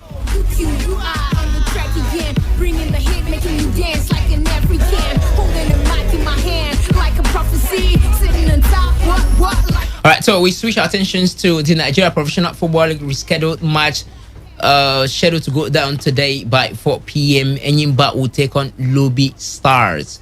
Now, it's another home match for Enyimba side. Victor, do you think Lobby will prove a tough nut to crack for the Fatah Osho and his boys? Well, I don't think so. But right now, if you had asked me this question at the start of the season, while the CAF Confederations Cup was going on, I've said no, it's for sure Lobby Stars would get nothing right there at Aba. But my faith in Enyimba shakes as the day goes by, as we progress into more match days, and as they keep playing their outstanding games. I have less faith in them, and it feels like right now like any team could just go over to Aba and at least pick up a point. Lobby Stars have not been in the best of form, but going by the performance of Enyimba of recent, I think it's a slight possibility that Lobby Stars could just pick a point from them. I don't think it's going to end all 3 points in favor of the Lobby team. But for Enyimba, I've not been impressed. We saw what happened in their last game where they played against Wiki Tourist. It ended in a score draw. Where Enyimba. They won away. Enyimba defeated Heartland. A draw on Sunday. In a draw on Sunday. We did not expect that one to happen. Except those who were saying, okay, yes, the tradition, the statistics. Yeah, no, the tradition was Heartland. Heartland FC, the Enyimba have never beaten Heartland FC since 2015. Thereabouts, Apart from those set of persons, you look at the position of Heartland, look at the position of Enyimba. This is not supposed to happen on a normal day. So I've not been convinced with the performance of Enyimba, be it at home or away from home.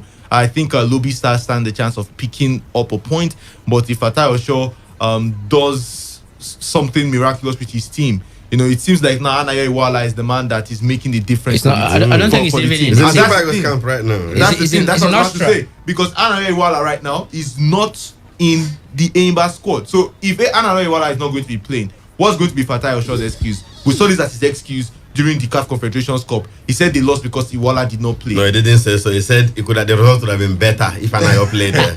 They lost 4-1 to Emeka. A is equals to B, B is equals to A. All that you say. So that's just the situation. All right.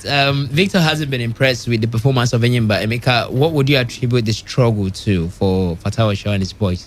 Well, a whole lot. You can sit down here and start to talk about the struggles of Enyimba this season. They are well documented. First of all, continental sessions have a way of playing a role on what you do back home here. Eyimba had a torrid time on the continent, playing like every other week, juggling between one country to another and all that. Somehow, the injury worries too, everything came together. You heard the coach severally, and you have to agree with him, even though I don't completely buy into some of those excuses, but, they are valid if you look at it very well.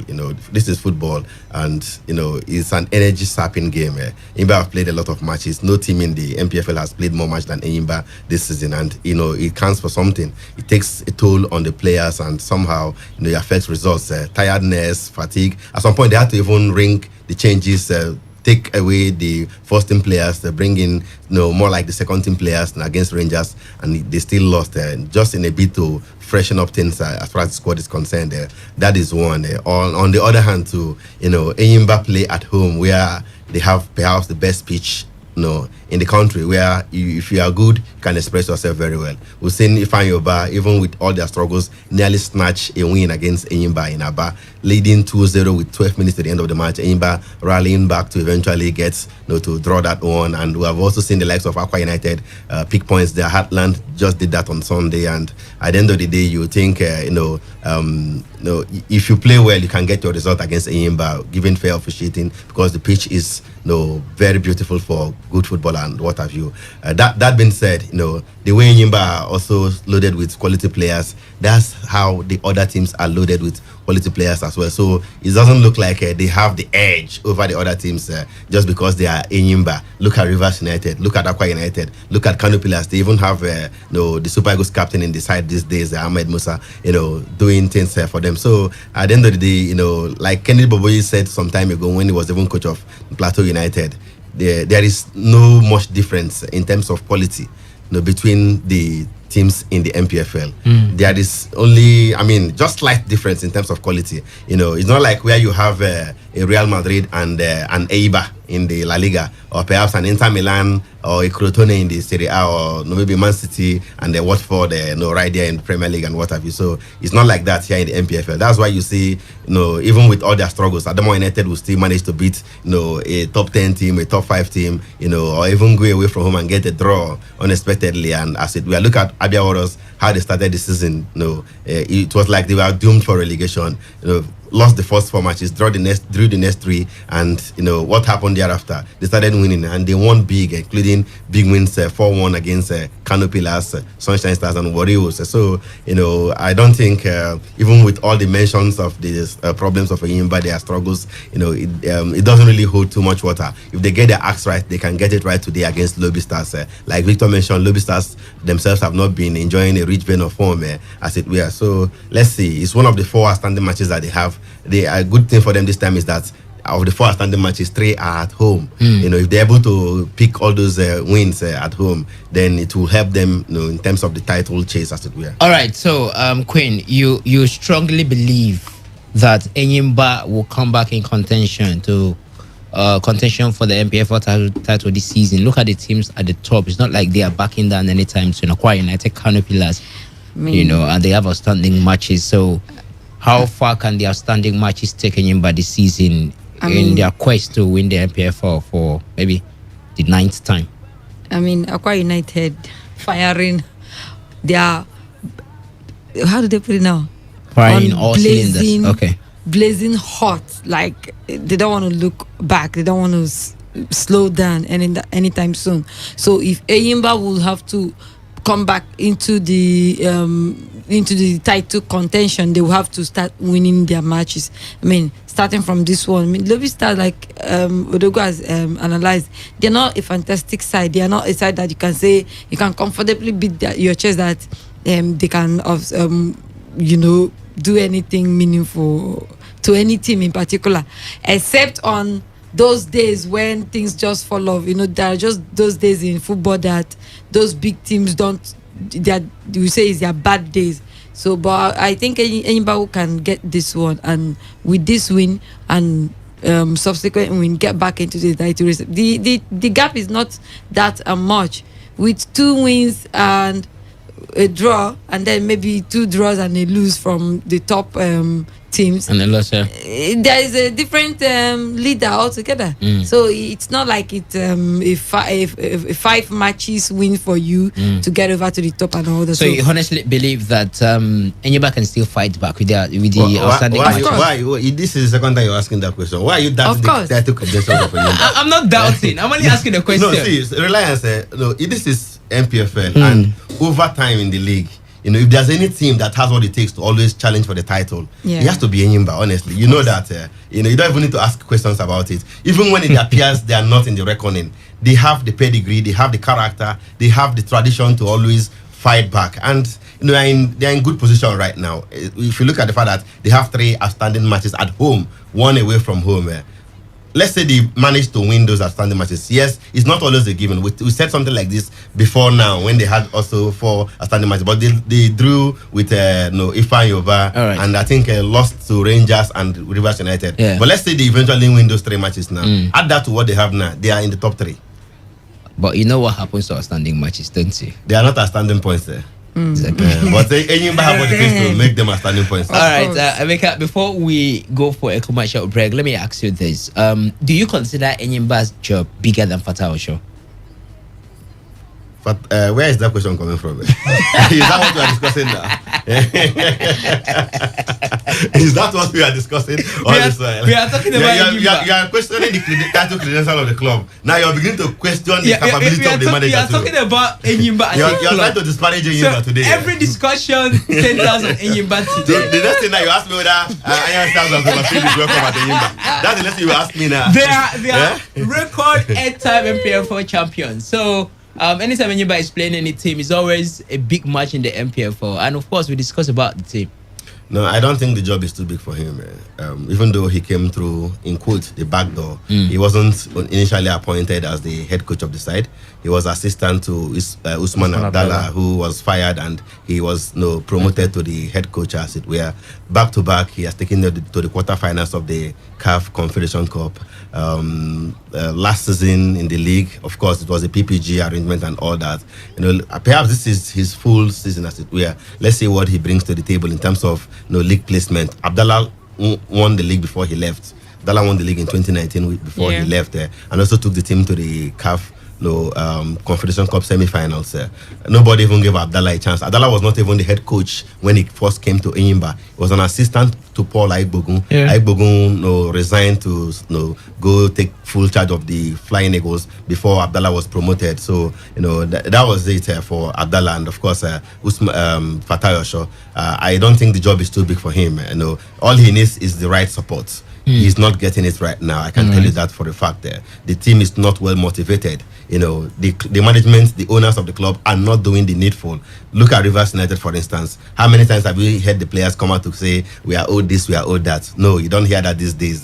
That cannot be said of Enyimba. Enyimba have even threatened not to come back to Nigeria after playing Orlando Pirates at some point. Even as we speak right now, their standing bonuses have not been cleared there. So with all those factors affecting the club somehow the coach, instead of even concentrating on coaching duties, is even busy begging the boys, please come and play. We have heard cases of Enyimba players boycotting training in protest of unpaid wages. That is not the way to go. So give the man the right tools and motivate the team very well. Let's see what he will bring to the table. Question his ability. What if he fails to qualify them to the continent? Until then, let's see. I mean, they still have a good chance of making it right now. All right. I'll keep your reactions coming towards this rescheduled match later today by 4 p.m. That match should be going down in the next 32 minutes at a bat between Enyimba and Lobby Stars, and that's induced a discussion about the Enyimba side. Not good times for the Enyimba team as they are struggling in the Nigeria Professional Football League. But do you think they will come back to do what happened last season, where they were eventually crowned champions of the Nigeria Professional Football League? No, that's last season. It was PPG, maybe two seasons ago, rather. They had a couple of outstanding matches due to their involvement in the CAF Confederation Cup, and then they came back. They won a couple of them, topped the league, and then they were crowned champions. Although they had, I think that was the season they had to go for Super 6. You are still mixing it up. Super 6. They won the league via Super 6 in 2019. That was the season. Last season, the league was aborted Super 6, due to COVID-19, and Plateau United, Yimba and Rivers United, no, we are chosen to go to the continent. Yes. All right, so we will be talking about the Premier League awards and then also look at Carlo Ancelotti's appointment as the new Real Madrid manager after the exit, the resignation of Zinedine Zidane, more like it. But you can have your reactions, can contribute on the show via our Twitter handle at Today FM 951 at Today FM 951. Copy me at Rely. Copy Maker at Dana Emeka. Victor's handle is at Victor Oria Hiwai. We continue monitoring what is happening at Roland Garros right now. We are still in the fourth set, and it is Kei Nishikori leading 4-3 in the fourth set. This is surely going to be a 5-setter. So let's go for a commercial break. We'll be right back after now. Start to connect. It's about that time. Let us start to reflect. They said we'll never live. They said we'll fall and die. A Bobby movement is at it again. Capri-Sun and Lingua with a Bobby Eddie roll. Featuring Magneto, Ida Hans, Wanda Banton, Dr. Bars, Romeo Without Juliet, CC Boma, Dr. V, Danny Spry, and ITK Concept. 5th June, time 3 p.m. Blue Carpet. Main event 4 p.m. at Eddie's Wine Bar, 11 MAL Street, GRA Phase 3, Port Harcourt. Come get the vibe, the talkie, the cruise. Regular 2 Sabi Boy, 5 Senior Man, 50 For inquiry and sponsorship, call 0803-710-9489. Official media partner, Today FM. 95.1 FM, voice of the people. And we're back.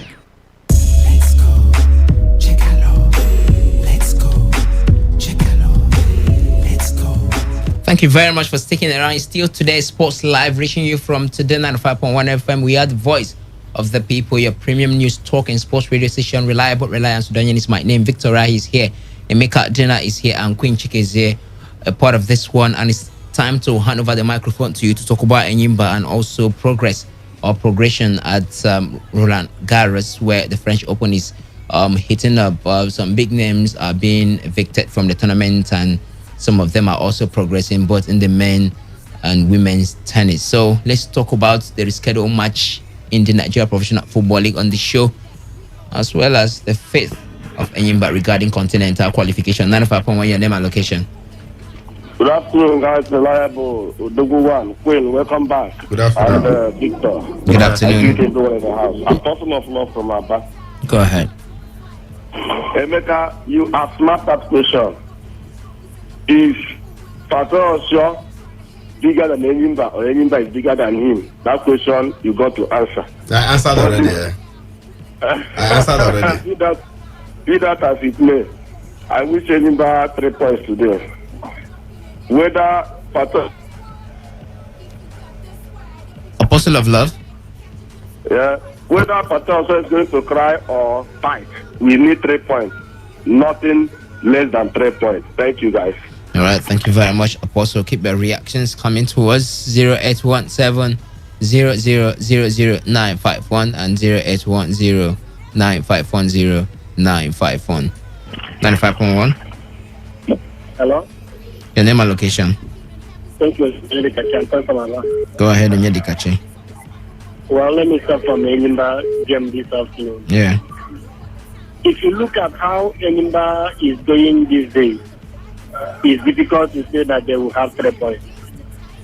But nevertheless, the best thing that can happen to Enyimba should start from now by giving Patai Osho red card on course for him to give a chance.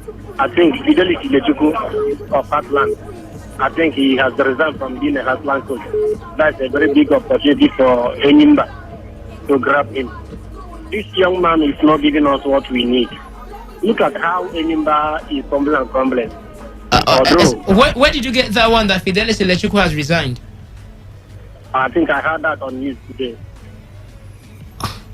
Honestly speaking, that needs to be confirmed, but go ahead. Okay. Well, although if you follow Enyimba very well, you know Enyimba does not do well at the beginning of the season. But at the end, after they are out now, they will focus. And the only one thing that will help them to focus is a new manager. All right. Thank you. Thank you very much. 95.1. Good afternoon. Good afternoon to you. Your name and location? My name is Gideon. All right, I'm Gideon. calling from Womoduru. Go ahead. Lance, what I want to say is that there's something that Emeka just highlighted now about the welfare issues in Enyimba. And that thing is affecting them. And the state government has not considered the fact that they are sponsoring two teams, two clubs in MPFA. That burden is too much for the state government. See, this aspect has to be seriously considered. That is why they are having problems. We know Enyimba when the goalkeeper was the national Nigeria goalkeeper, Vincent Inyama, was in Enyimba. Later, when Super Eagles was now having issues, he now cited how they used to enjoy good welfare when they were in Enyimba. That when he was keeping for Enyimba, the treatment they were giving them was far better than this. All right.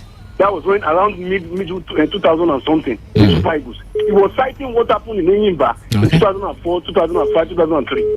So what I'm saying now is that you can see then it was just one club. It was just Enyimba that the Abia state government was sponsoring.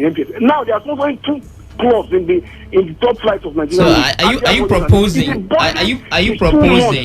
you proposing that the state government disband the other club and focus on one, or merge them? It's either they disband it or they merge. I will be biased so that they can be able to maintain Enyimba very well. All right. This club will come back to past glory. All right, thank you very much. Emeka, Fidelis Electrical has not resigned as hotline manager. No, not at all. I don't know. Permit me to say that was a live from the pit of hell. I just got off the phone with him now. Okay. He said he's still the head coach of Atlanta. Okay, so he hasn't resigned there. So even if he resigns, I don't think we want him at the Enyimba.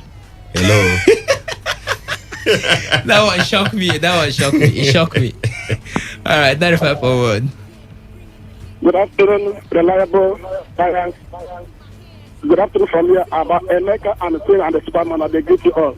Good afternoon. We greet you. I can hear my voice, or I can hear your own voice at the background. No, I'm out there. Can you hear me now? All right, go ahead. Emeka said it all about Enyimba. See, the only problem Enyimba have is sponsorship. When Ojis Okalo is there, 2 days ago that I was listening when Emeka is asking the Ayaya about the welfare of Enyimba. Oji sponsor them. Oji give them money. Oji invite different type of players.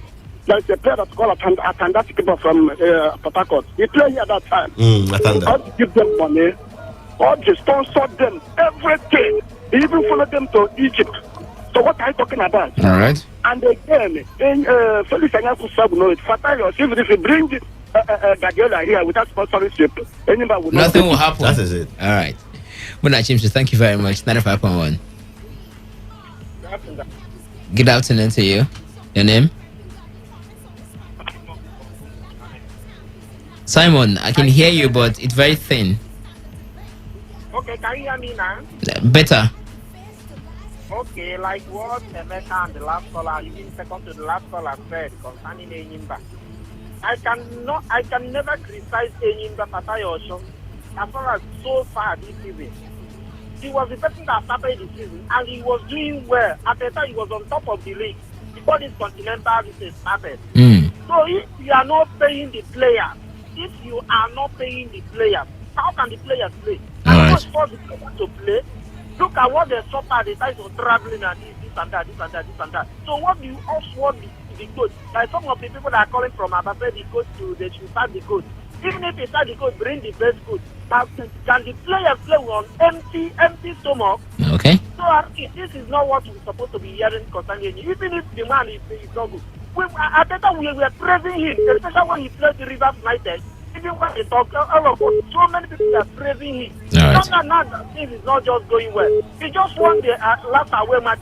He cannot just win with the Heartland match. Heartland match is always even when very difficult. All right. Heartland match is always finding it difficult to win Heartland. All right, Simon. Thank you very much. Let's take some other calls so that we'll progress to the next side of the show today because we have a lot to talk about. Let's progress to the Premier League and talk about the Premier League awards. We'll come back to the Enyimba conversation if you still want to air your contribution, and it's no problem. But right about now, let's talk about the Premier League awards because 5 managers have been nominated for the Premier League Manager of the Season award for the year 2020/2021.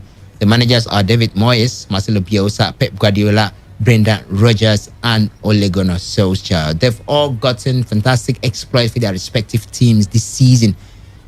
But Victoria, he will tell me if he's comfortable with the list. Those are the worthy nominees, or is there anyone should be included that is omitted, or anyone included that shouldn't be there? Well, I know it's a top 5 list. I think these five coaches have done well with their team, and they should have been there. Marcelo Bielsa, once again, he served us thrilling football. I remember having this conversation halfway through the season, and we talked about how impressive Leeds United have been. Yes, they did not finish in European position, but for a team just coming from the Championship, I think they had a really good first season back in the Premier League. Same for David Moyes. We saw West Ham United almost, or rather, they're already in the UEFA Europa League. You know, they were fighting for.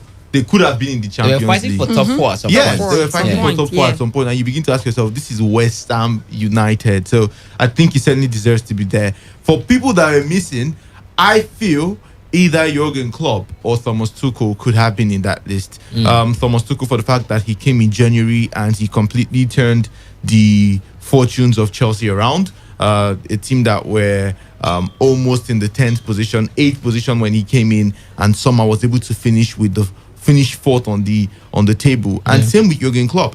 Yes, Jurgen Klopp is quite dicey because, you know, he has been the one in charge all the while when they had the bad times, and then he started having the great results. But I think Thomas Tuchel should have found a way to make it on that list. But it could be argued that he didn't start the season at Chelsea. That's the main reason why he should be on the list. That's why he shouldn't be on the list. That's the main reason why he shouldn't be. Yes, because he didn't start the season. But he has been able to do something within that short period of time. You look at how many months he was in charge. Just 5 months in charge of a team. He's delivered the best trophy you can ever think of in world football. Let's even, because this is the Premier League now. We're even talking about the Premier League. At that point in time, it seemed like Chelsea were not going to be making top 4. A lot of fans were not confident that Chelsea would have made top 4 because we had teams above them performing so well.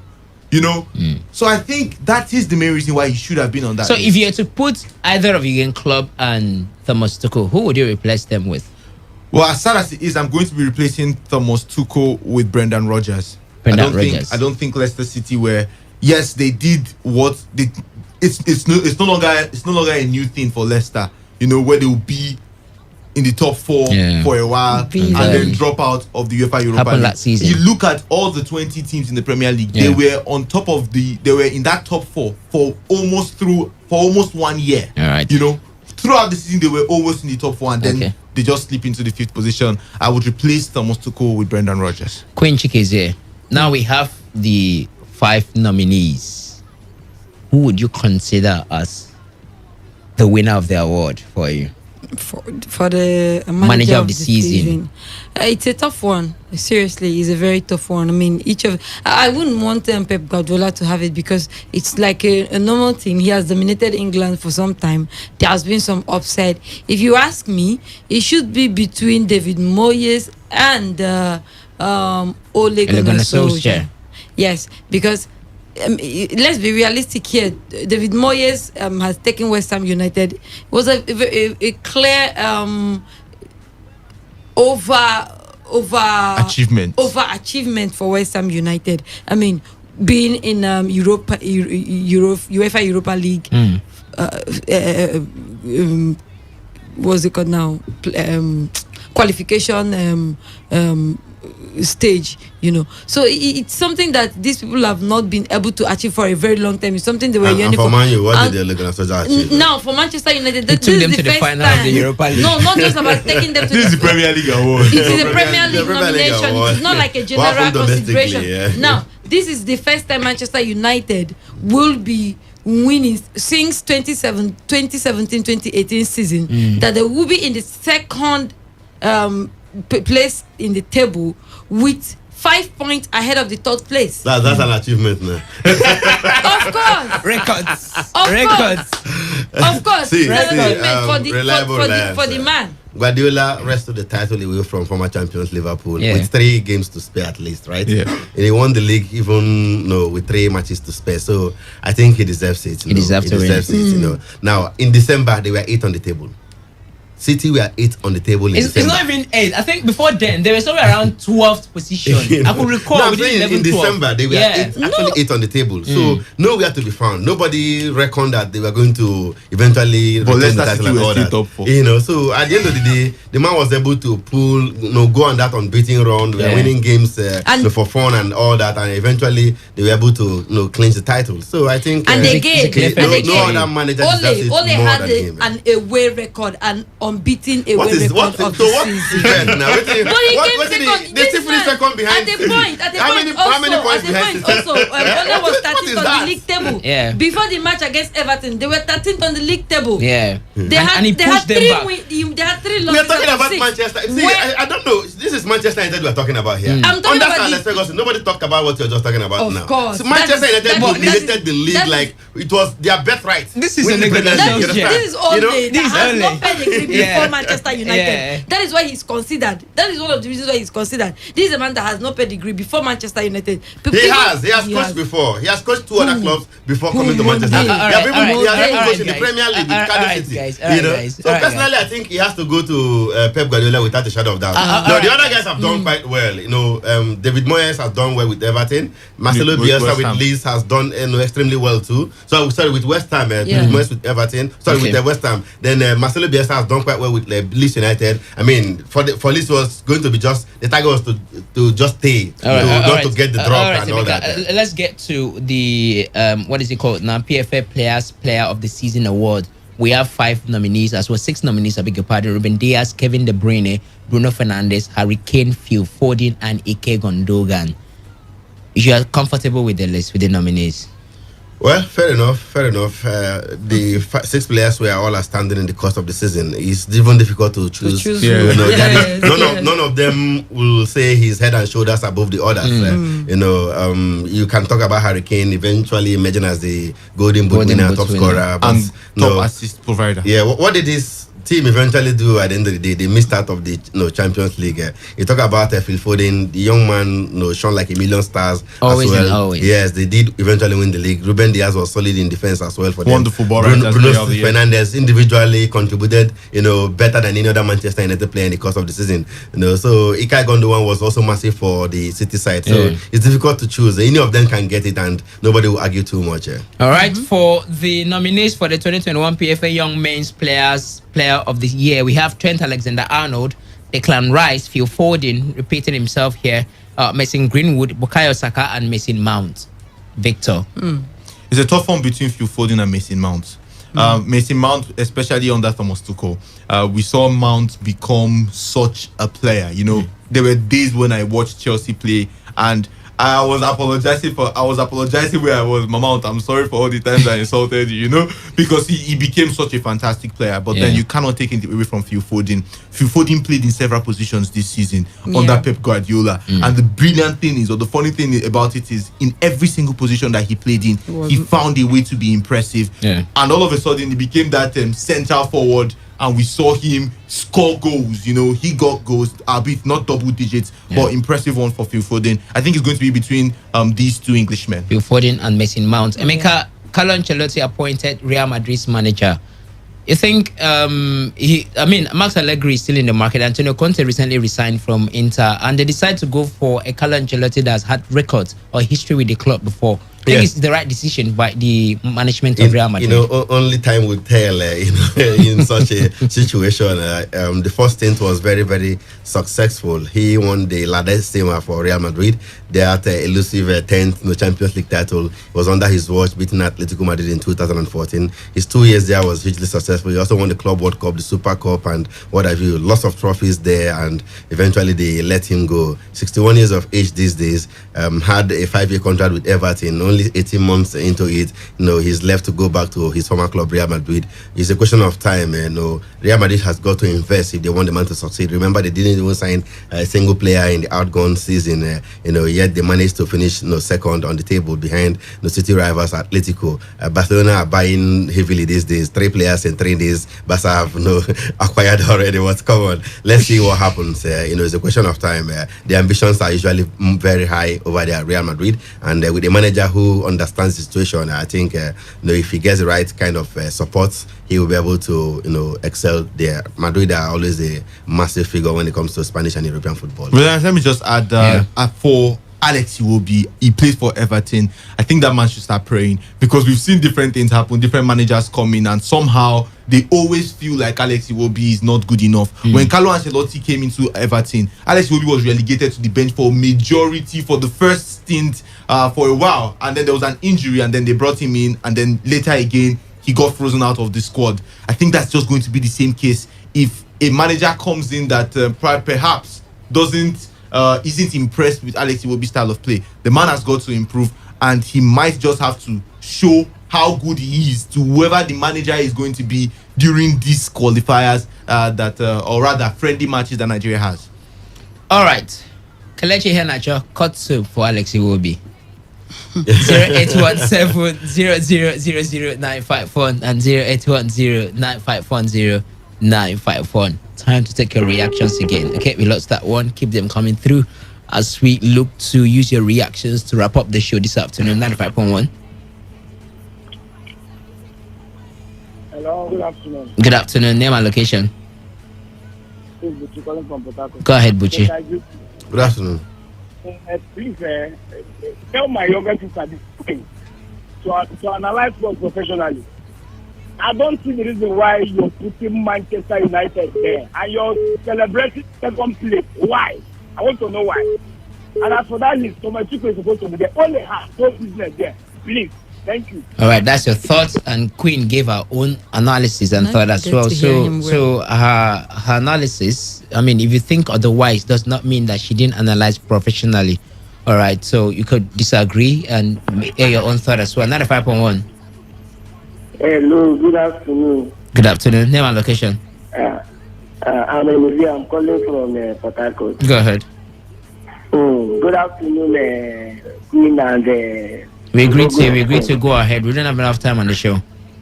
Okay. I think Premier League they are making the list bias. If you can call Marcelo Bielsa in the best coach of Premier League, why not this guy in there, Ateta, who partner to secure education, because if not we would have went for education. Yes, I'm telling you people too. Yes, we have went for education, and it's bad. Okay. All right. Thank you. 95.1. Your number location, please. Hello, my name is Miracle. I'm calling from Port Harcourt. Go ahead, Miracle. For the PFA Player of the Year, personally, I think Ruben Diaz will win, but if I was asked to choose, I would take Hurricane and Bruno. Hurricane had, I think... You can only choose one. You can only go to one winner. I know, but Hurricane had 35 goal involvements in the league, while Bruno was second with 32 goal involvements in the league, no competition. All right. I think they did quite well for both of them. Then for the young player of the year, it's very obvious. Foden will go with it. Thank you very much. Mount, anyway. Okay, we lost that one. Keep the calls coming in. Can you call it tweet at us at Today95.1 as we look to wrap things up on the show. Do not forget we earlier talked about Enyimba and the rescheduled match scheduled to go down in just about 7 minutes at Abai. Can you equally air your contribution on that one? Let's go to line 2, 95.1. Hi, your name and location? Hello? Do what to call the other number if that one is giving you tough time. 95.1. Good afternoon, Milan. Your name and location? Go ahead. Gideon from Umudu. Go ahead. Is it for the young player of the year? I think Foden has no rival in that. Okay. Then the best player should be Hurricane. Hurricane. Highest goal, highest assist. What else do you want? All right. Manager of the season. manager is Pep Guardiola. The man that won it is Pep Guardiola. All right. Thank you very much. Let's leave it there and take other calls. 95.1. Good evening, sir. Good afternoon to you. Oh, good afternoon for sure. Mr. Webb. All right, Mr. Webb, let's hear you. Please, among the nominees for the young player, who has scored more goals this season among the three nominees, so to say? Can I know from you? I think that should be about Phil Foden, if I'm not mistaken. Yeah. I thought Greenwood scored more. Anyways, it's in the Premier League, that is, but it's subject to further verifications. I think Greenwood scored more goals. Okay, if Greenwood scored more, what's the criteria? But it's not all about goal scoring. It's not about goal scoring. Because the other position. Yes. Okay, which means if it is not all about goal scoring, then we can also feel that only is should be seriously considered. I don't know why you are seriously dismissing only so easily, making callers now to start. Everybody has their opinion. It's a question of choice. They will vote, and the man with the highest vote will win. No, me, I'm thinking I'm thinking Pep Guardiola should win it. Some other people are thinking otherwise. So it's up to for you to choose. But eventually, the organizers will choose and will have the winner on Sunday. I know. We must understand that Pep Guardiola has scored even more. Has spent more than any other Premier player and any other coach. It's about last season, okay? Thank you very much. It's just about the period under review. It's not about how much you've stayed in the Premier League. 95.1. Good afternoon. Good afternoon to you, Faith. Let's hear you. Thank you. Tuesday, I think the coach, the manager of the season should be given to Pep Guardiola. It's not easy for him to win the division last 2 seasons and come back in again and win it. He's very consistent. And please, the last time I checked, everybody is entitled to their own opinion. Somebody should not come up and say that somebody is not analyzing professionally. Please, people should not allow that person. Of course, we didn't allow it. Faith, thank you very much for lending a voice on that. Thank you very much. We didn't allow it. Everybody will have their own opinion. 95.1. Go ahead, Apostle of Love. Victor, thank you very much for bringing our coach inside that celebration. Though the new film, Peter is a nice film. No, he didn't stay for too long now. He's not even supposed to be considered. Don't worry, Mecca. Quinn, don't mind that guy. After all, man, you play this season. They never lose any match away. It's a good record. So, only will do fine. Thank you very much. 95.1. Okay, we lost that call. I can equally drop it. We just squeeze in 1 or 2 or even 3 more calls before we the say our goodbyes. Let's on not the even show. consider Thomas Tuchel is that he joined the team halfway. You can't what he did, from maybe January till the end of the season. Yes, brilliant. But if you take away the first part of the season, there will be nowhere. So I think on that basis, because he didn't start the season with the club, he's not supposed to be considered. All right. Okay, so I'll just take 1 or 2 more calls and we say our goodbyes on the show this afternoon. Do not forget, Sport Attack comes your way tomorrow by 7:30, and later tomorrow 3 p.m. will be the time for another sensational edition of Today Sports Live. Let's get back to the phone lines. 95.1. Hello. Your name and location? My name is Daniel. All right, Daniel, let's make this count. For me, my interest is in the young player of the season. Who would you go for? I have to go for Greenwood, seriously. Okay. Foden just have that age because he played in the Champions League final. No. He was consistent in the league. This is about he was very consistent in the league. It's about domestic achievement. All right, thank you very much. Hopefully that will be all from you. Okay, we lost that call. Thank you very much for your reactions. Thank you very much for your calls. Unfortunately, we have to draw the curtains there. Sports Attack, Sports for Breakfast comes up tomorrow by 7:30 in Today's Sports Live, 3 p.m. tomorrow. Thank you to Emeka Dena, to Queen Chikezie, who was contributing massively in the production of this particular show, and also to Victor Orehi, who joined us earlier. And of course, to you too. I remain your reliable radio spokesman, the classical gentleman. My name is Reliable Reliance Odanyan. Have a wonderful evening. I wanna take you away.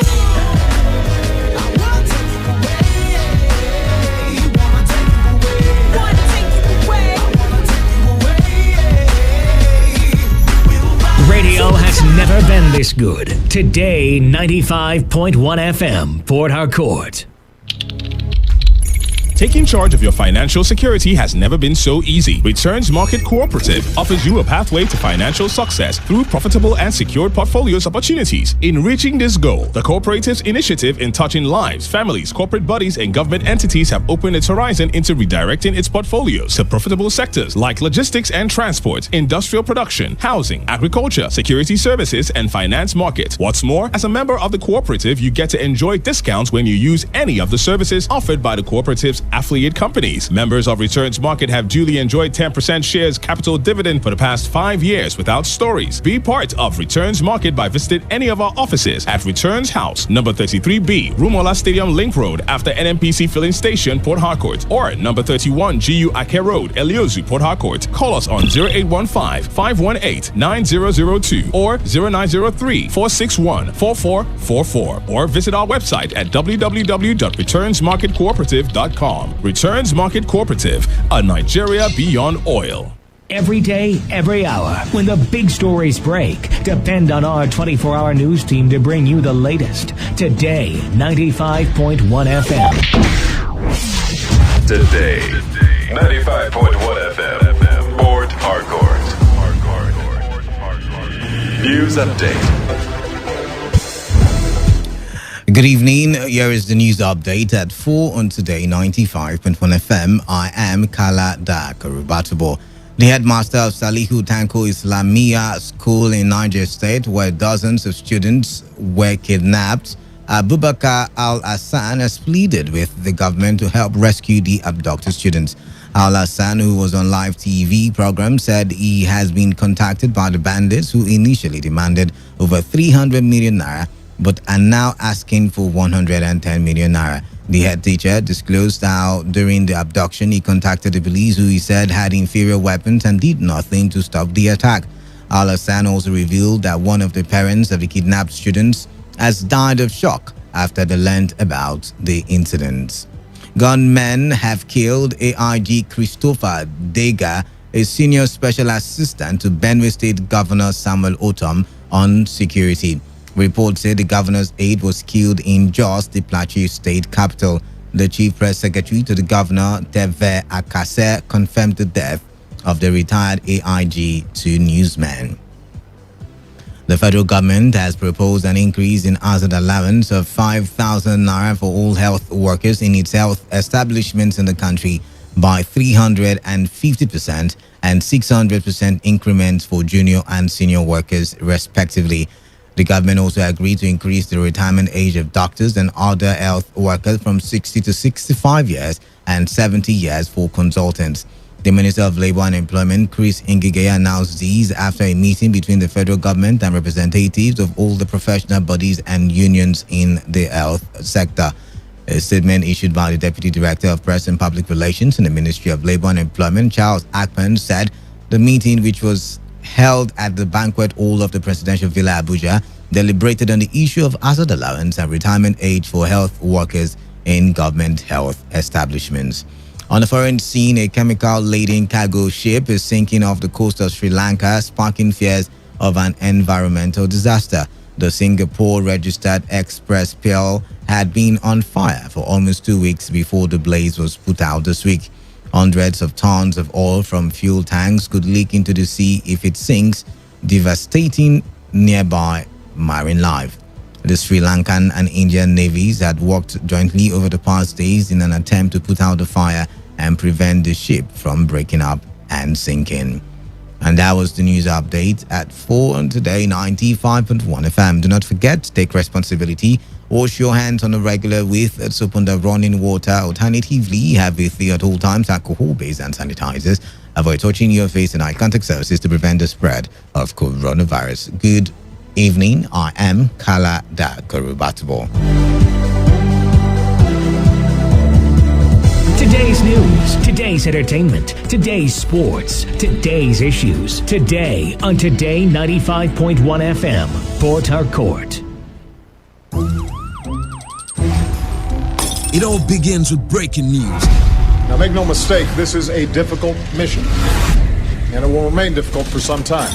Then it keeps trending. Events, issues, personalities, all struggling to gain attention. But in the race for deadlines, the intrigues, Power play, undercurrents are often missed or underreported. Insecurity here is basically a product of poverty. But not anymore. As the platform on radio steps in to fill the missing links on events, issues, and personalities in the news. I'm not afraid of anybody. The platform on radio serves only the hottest topics and trending issues. Only on Today 95.1 FM. 95.1 FM. Port Harcourt every weekday at 4 p.m. Get on the platform on radio and be served.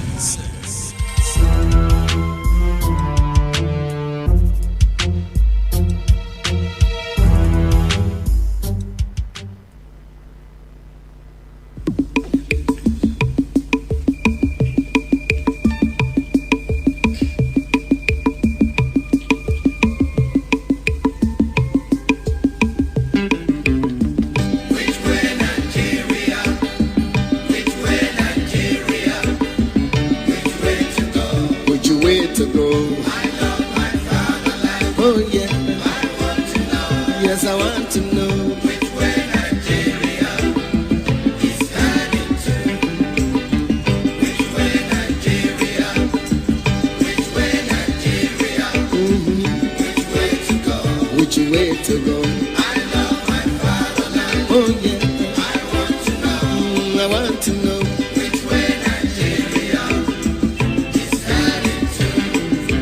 Many years after independence, we still find it hard to start. How long shall we be patient before we reach the promised land? Let's save Nigeria, so Nigeria won't die. Which way Nigeria? Which way?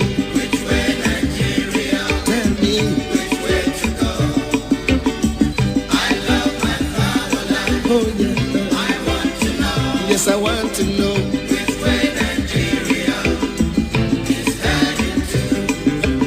Every little thing that goes wrong, we start to blame the government.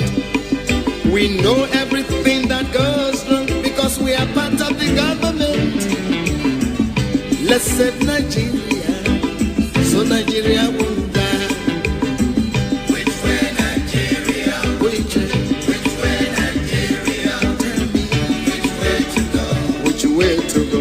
I love my fatherland. Oh yeah. I want to know which way Nigeria is heading to.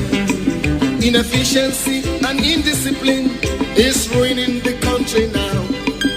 Corruption here, there and everywhere. Inflation is soaring high. Let's save Nigeria, so Nigeria won't die.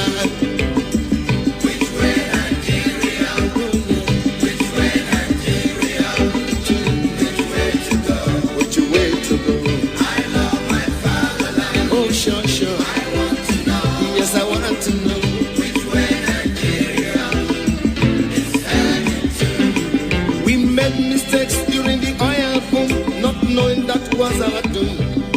Some people now have everything, while many, many have nothing. Let's save Nigeria, so Nigeria won't fall. Which way Nigeria? Which way Nigeria? Which way to go? Which way to go? I love my fatherland. Oh yeah. I want to know. Yes, I want to know.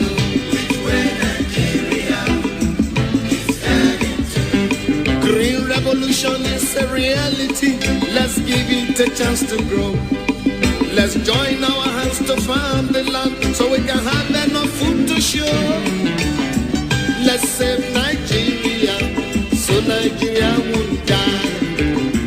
Which way Nigeria? Which way? Which way Nigeria? Which way to go? Way to go? I love my fatherland. Oh sure. Yes, I want to know which way Nigeria is heading to. Our ambition to be millionaires is running the country down. We are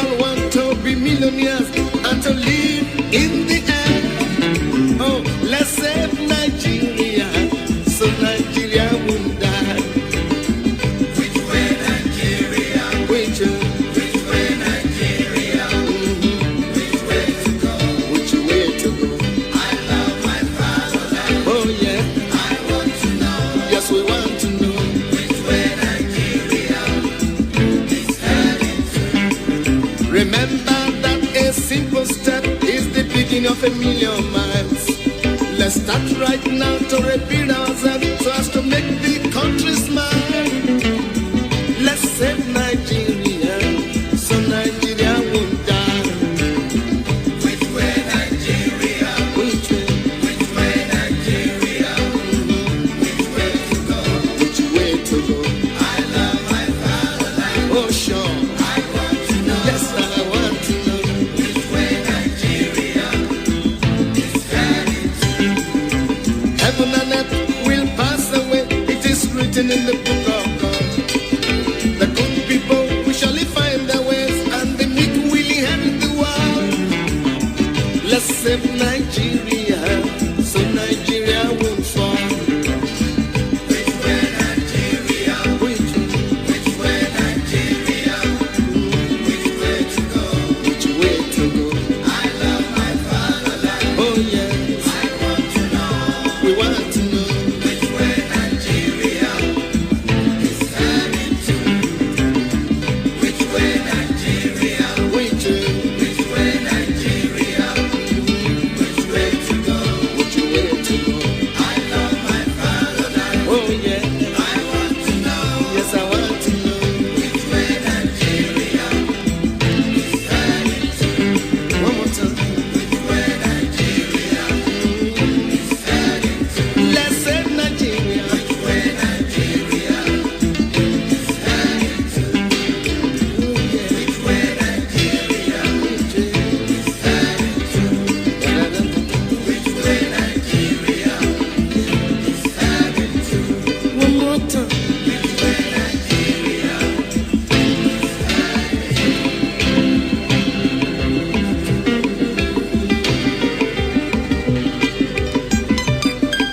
Amen.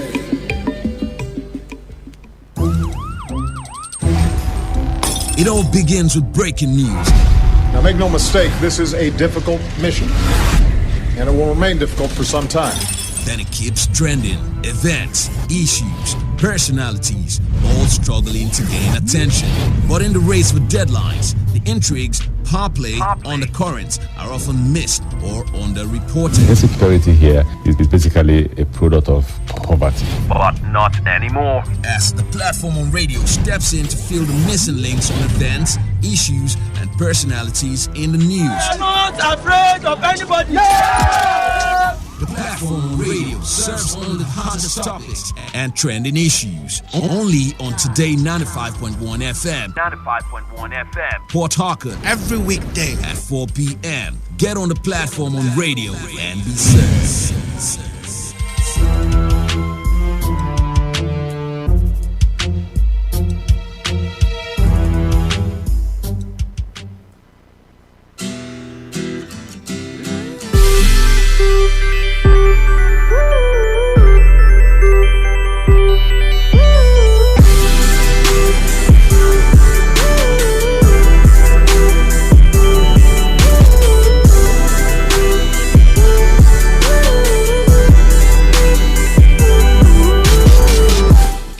All right, good evening to you listening right about now. 12 minutes gone by the hour of 4, and it's time for us to have that conversation on the platform on radio. I am yours truly, Kalada, and I like to think of myself as the man of the people. Yes, you're welcome. Officially, the platform on radio is that program where we look at top 3 stories here on Today FM, your premium talk station. And the top 3 stories are usually informative, usually educative, and sometimes controversial.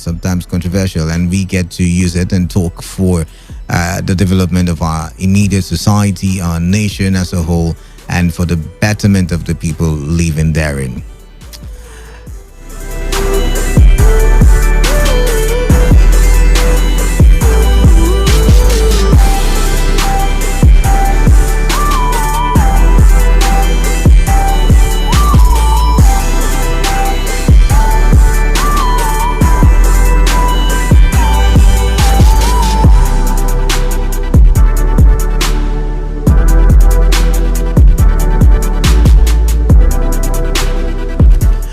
right. So while I am waiting to, tell you what is on the menu, I just quickly run by some of the things that caught my attention. And first on that list, of course, is where is it now? Something that I saw on the news update at 4, and that is the murder of the senior special assistant on security to Benue State Governor Samuel Autumn, and he was killed in just the Plateau State capital by gunmen, unknown gunmen yet again. And this is one too many. This is now becoming a serious situation. I mean, the tale that I've been trying to tell for a while now is becoming clearer. And it is that certain people are indeed intentional about attacking certain structures. And when we say structures, we're not just talking about institutions. We're also talking about the people who man these institutions. And they are targeted, they are killed, they are destroyed, they are annihilated, they are maimed. All this just to make sure that, the society is in disarray, the society is in a state of chaos, and that normalcy, is something of the past.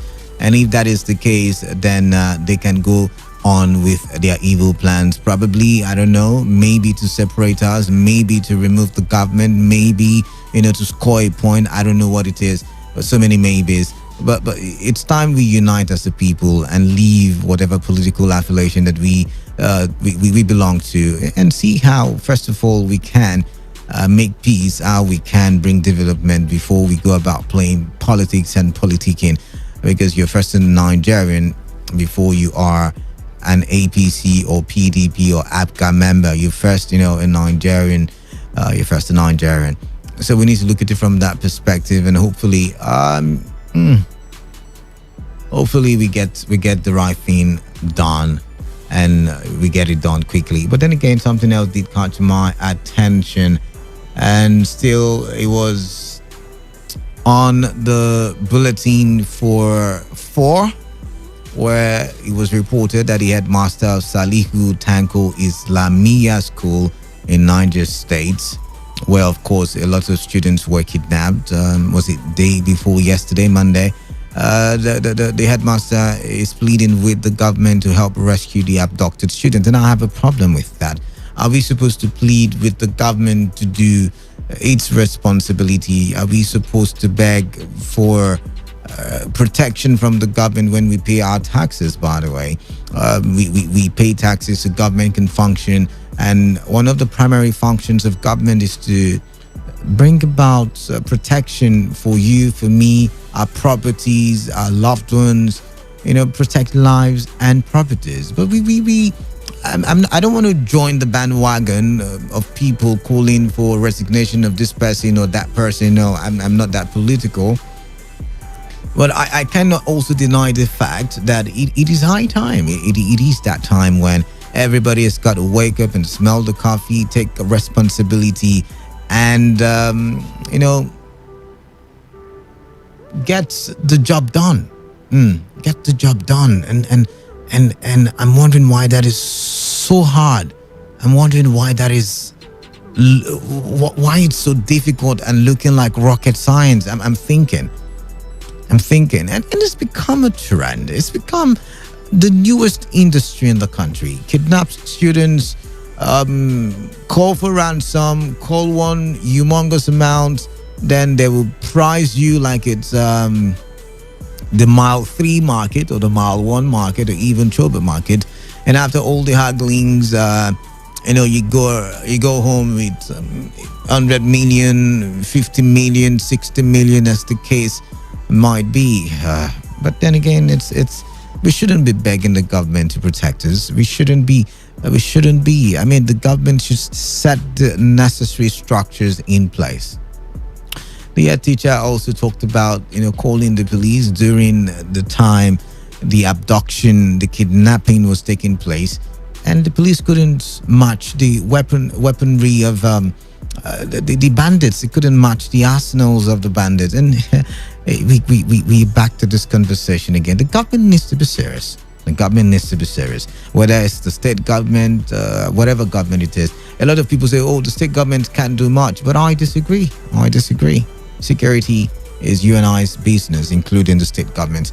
But what do I know? Let's go straight to what I have for you on the menu for today. On the menu, we have the federal government proposes increase in hazard allowance for health workers by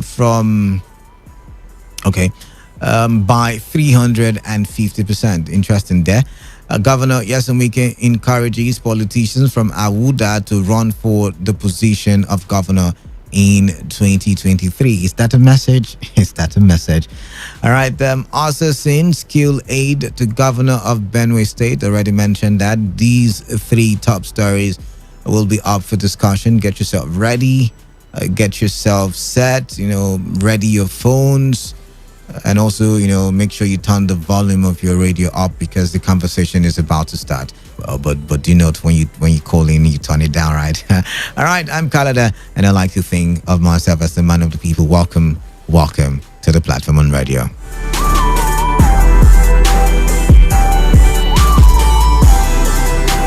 All right, the federal government has proposed an increase in hazard allowance of 5,000 naira for all health workers in its health establishments in the country by 350% and 600% increments for junior and senior workers respectively. The government also agreed to increase the retirement age of doctors and other health workers from 60 to 65 years and 70 years for consultants. The Minister of Labour and Employment, Chris Ngige, announced these after a meeting between the federal government and representatives of all the professional bodies and unions in the health sector. 5,000, right? So if you're having that 3 times, that's 15,000 naira added to, my God, 15,000 naira added to 5,000. That's they're about 20,000. Yeah, 20,000, right? So for the junior workers, they will be having 350%. That is about 22,500 naira as hazard allowance. For the senior workers, they will be having 40,000 naira increment because the current hazard allowance is 5,000 naira. So I'm doing the mathematics based on this. So if they are having 600% increment, that means that they are having about 4,000 naira added to the 5,000 naira. That's 45,000 naira for hazard allowance. Is that a good deal? Is that a good deal given that these people, when we have epidemics like we've had in recent times, these people put their life on the line to make sure the public is safe. Let's even go back to the time of Ebola. You remember the lady who made sure that, this thing did not get beyond the way it was at the time. She put her life on the line. And these are the issues. Do you think 45,000 naira for senior staff, 22,500 naira for junior staff is enough hazard allowance, for health workers and all of that? But also there is the talk of age increment, for retirement, and now it's been moved up to 65 years for health workers and 70 years for consultants. What do you make of this? I'd like to hear from you. Do you think it's enough for health workers? Do you think more should be done? We talk about the importance of the health sector, and COVID-19 supposedly opened our eyes to the rots, the decay. I'm looking for the right word, but it's not turning up. But let's go with rot and decay in the health sector. So I'm going to open the phone lines now. I'm going to take your thoughts on these, on this issue, and hopefully we can have a very robust conversation. 0817-000-0951 and 0810-951-0951. I just did the mathematics. Do you think the increment is good enough? 95.1 FM. Your name, your location, your contribution. My name is Daniel, and I'm calling from Transformadi here. All right, Daniel, welcome. For me, I think more should be done. But the increment, 350%, 600%, 45, 22, and 20. The question is this: it's not about the increment. How many state government is ready to pay when it concerns this? Interesting. Even the 5,000 from states is going for 2 years. Somewhere in Abia State. You had to go there. The minimum wage, some governors have not even started paying. Here in River State is a big example. Then if they have not paid, then how come these NPOs? Are we sure that these NPOs will pay? That's the big problem. It's not to sit in Abuja, negotiate, and party they become a law. The question is this: these governors are not ready to pay, and they will not pay. That I'm very sure of. All right. And it's a very big concern. All right. So if we make a law, any policy, let's see make a law that the governors must pay. These people are emperors. They own the state. They do whatever they want to do, which is not supposed to be so. That's my concern. Thank you. All right. Thank you very much for calling in. 95. Oh, lost that one to call back. Do you think this increment is good enough? Should we be clapping for Chris Ngige, the Minister for Labour and Employment? You know, the talk of hazard allowance has been going on for a long time. What's your take? What's your view? 95.1 FM. Yeah, good evening. Yeah, good evening. Can you speak up, please? I can barely hear you. Yes, Mr. Jude speaking. Calling from Transamadi. And Jude from Transamadi, welcome. Yes. Belue, security advisor, we have not gotten to that point. Thank you very much. 95.1 FM. Yes. What's your name? Man of the people. Yes. Good afternoon. Good evening. Yes, good evening. Mazi Our Davis, welcome. Yes, I hope with the increments and the assassination of the... We have not started talking about assassination, please. Can we just stick with the increment now, yeah? Okay, the increment is quite unfortunate. Nigerians are still living behind their responsibility. When I mean behind their responsibility, they are not independent. No institution is independent enough to fight for the common people, or should I say the workers. Now, what does it take them now to decrease their own salary, being the senators, the governors, and the rest of them, to bring it downstream into the lower workers that work for the company? All right. You see, it's quite impossible. Why? Because we have greedy men that are in power. But this is just hazard allowance. It's not necessarily the salary or the what do you call it? What do you call that other stuff? It's not. Well, you get the point. It's just the hazard allowance. It's not any other allowance. It's not the salary. It's not any other allowance. Just for hazard. You know, when you are in a very tricky situation like fighting COVID-19 or Ebola, for instance. Okay, the Nigeria I know cannot do this to their own workers. Not to even to talk about the man having the NLC of today.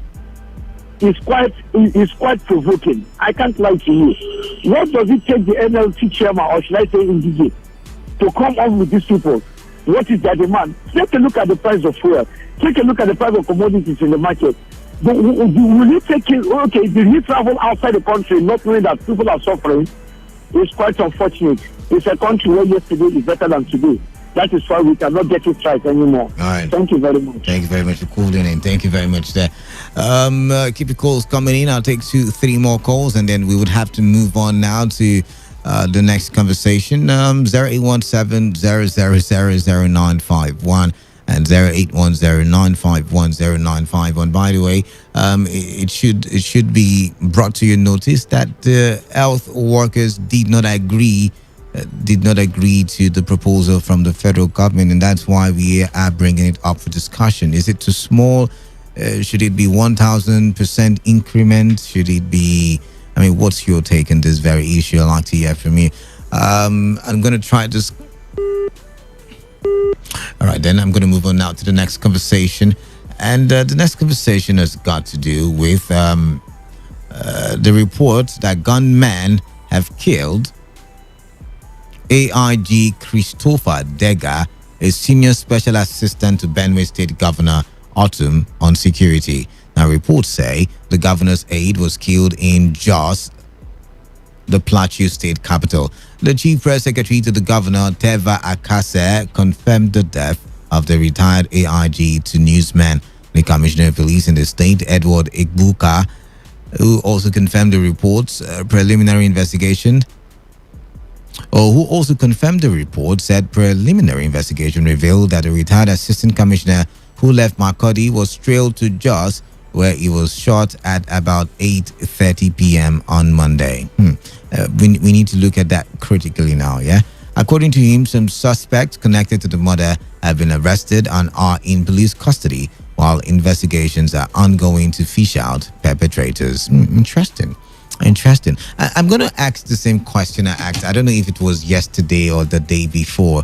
Why do we not have intelligence to stop the attacks, but we only have intelligence after the attacks have happened? By the way, I cannot be biased. I need to congratulate the police in Plateau State and Benue State for probably working, together in unity to ensure that these people who perpetrated the murder, have made sure that they have been arrested. But then the question is, are we sure we arrested the right people?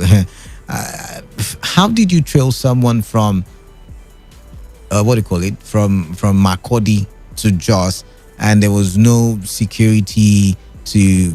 I'm thinking, because I know if I'm traveling from Choba now, that's the nearest point I can remember, from Choba to Yenegua to Imbiama, for instance. I know there are a lot of checkpoints along the way.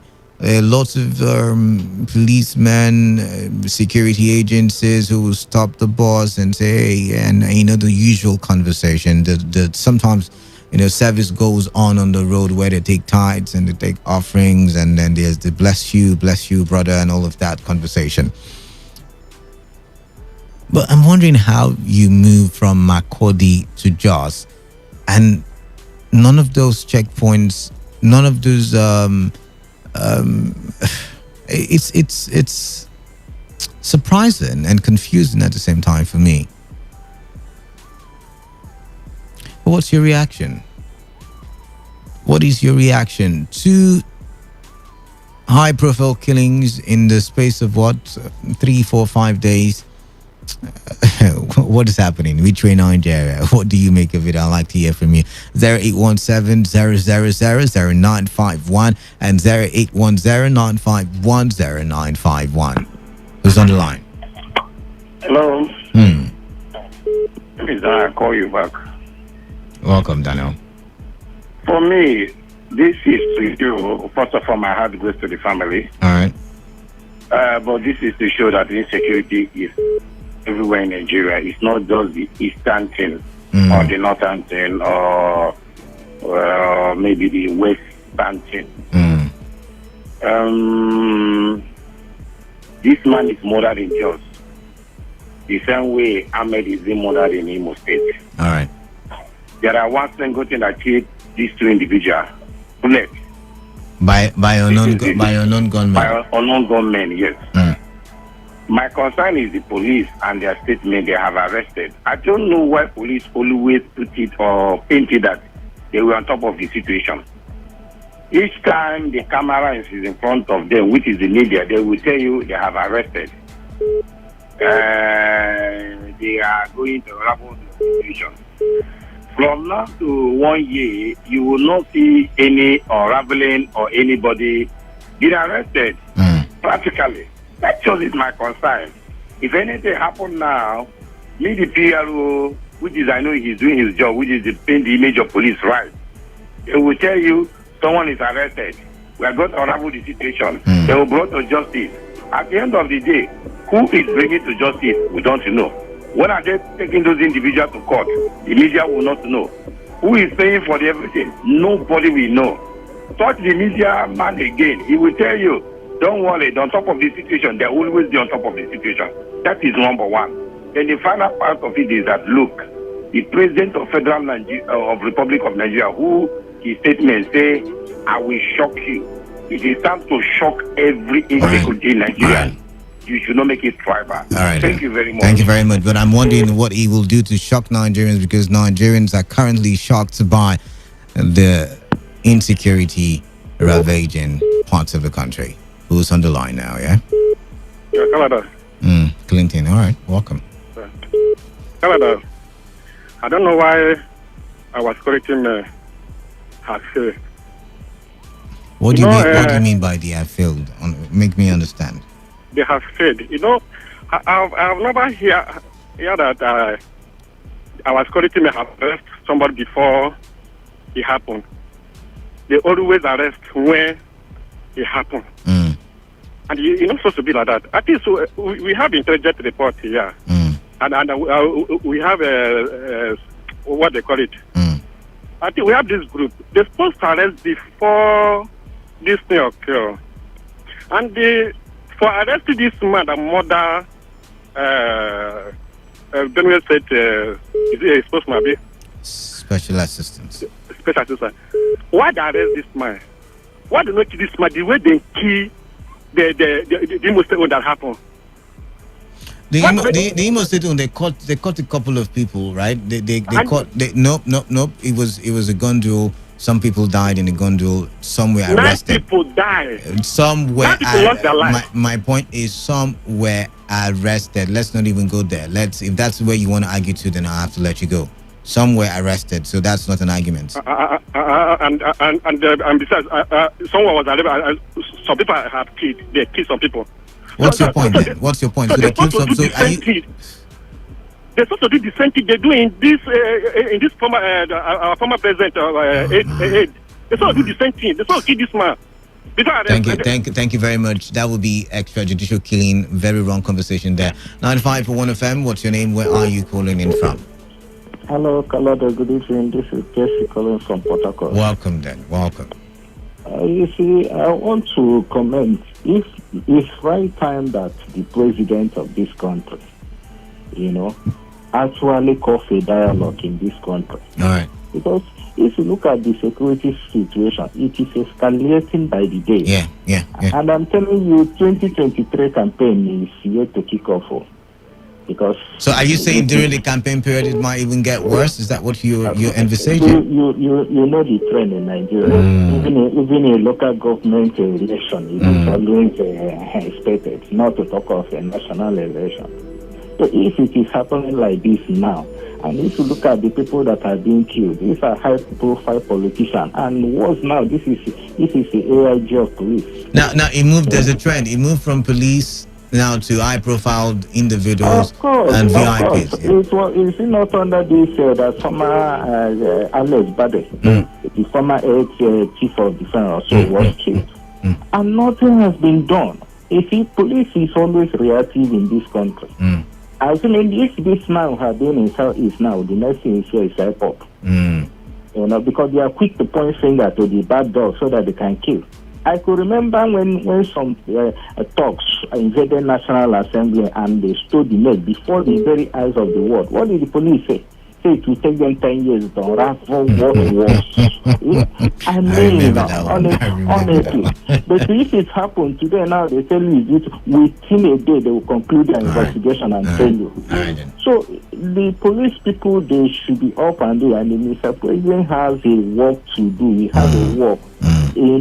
The other day they said they are doing away with 3,000 trained armed men because of some little offense. When you are dispersing your trained armed men, your military men for little offenses, what do you expect? They will go and form their own barracks, and this is what the outcome will be. Interesting. That's a possibility. That's also a possibility. I expect maybe you should be asking the question: does these, free IPOB from the allegation that they were the ones who, killed Gulag? That's what you should be asking, not asking if it was done by IPOB. The problem we have in this country, we fail to tell ourselves the truth. That is the problem. Police will always come out and say something in order to paint the other people black.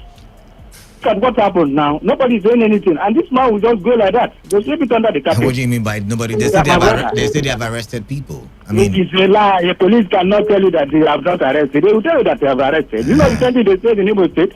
Okay. They say they killed the people that killed the Ola Kadigula. They arrested some people. I'm wondering. But the police will always say something. Okay. They will not keep quiet in order to, So the problem there is that Nigeria is completely down for now. Nobody is completely down, and you're walking freely. Nobody is walking freely. Are we not in curfew? Where you are you not free? Are you running? Are you running for your life?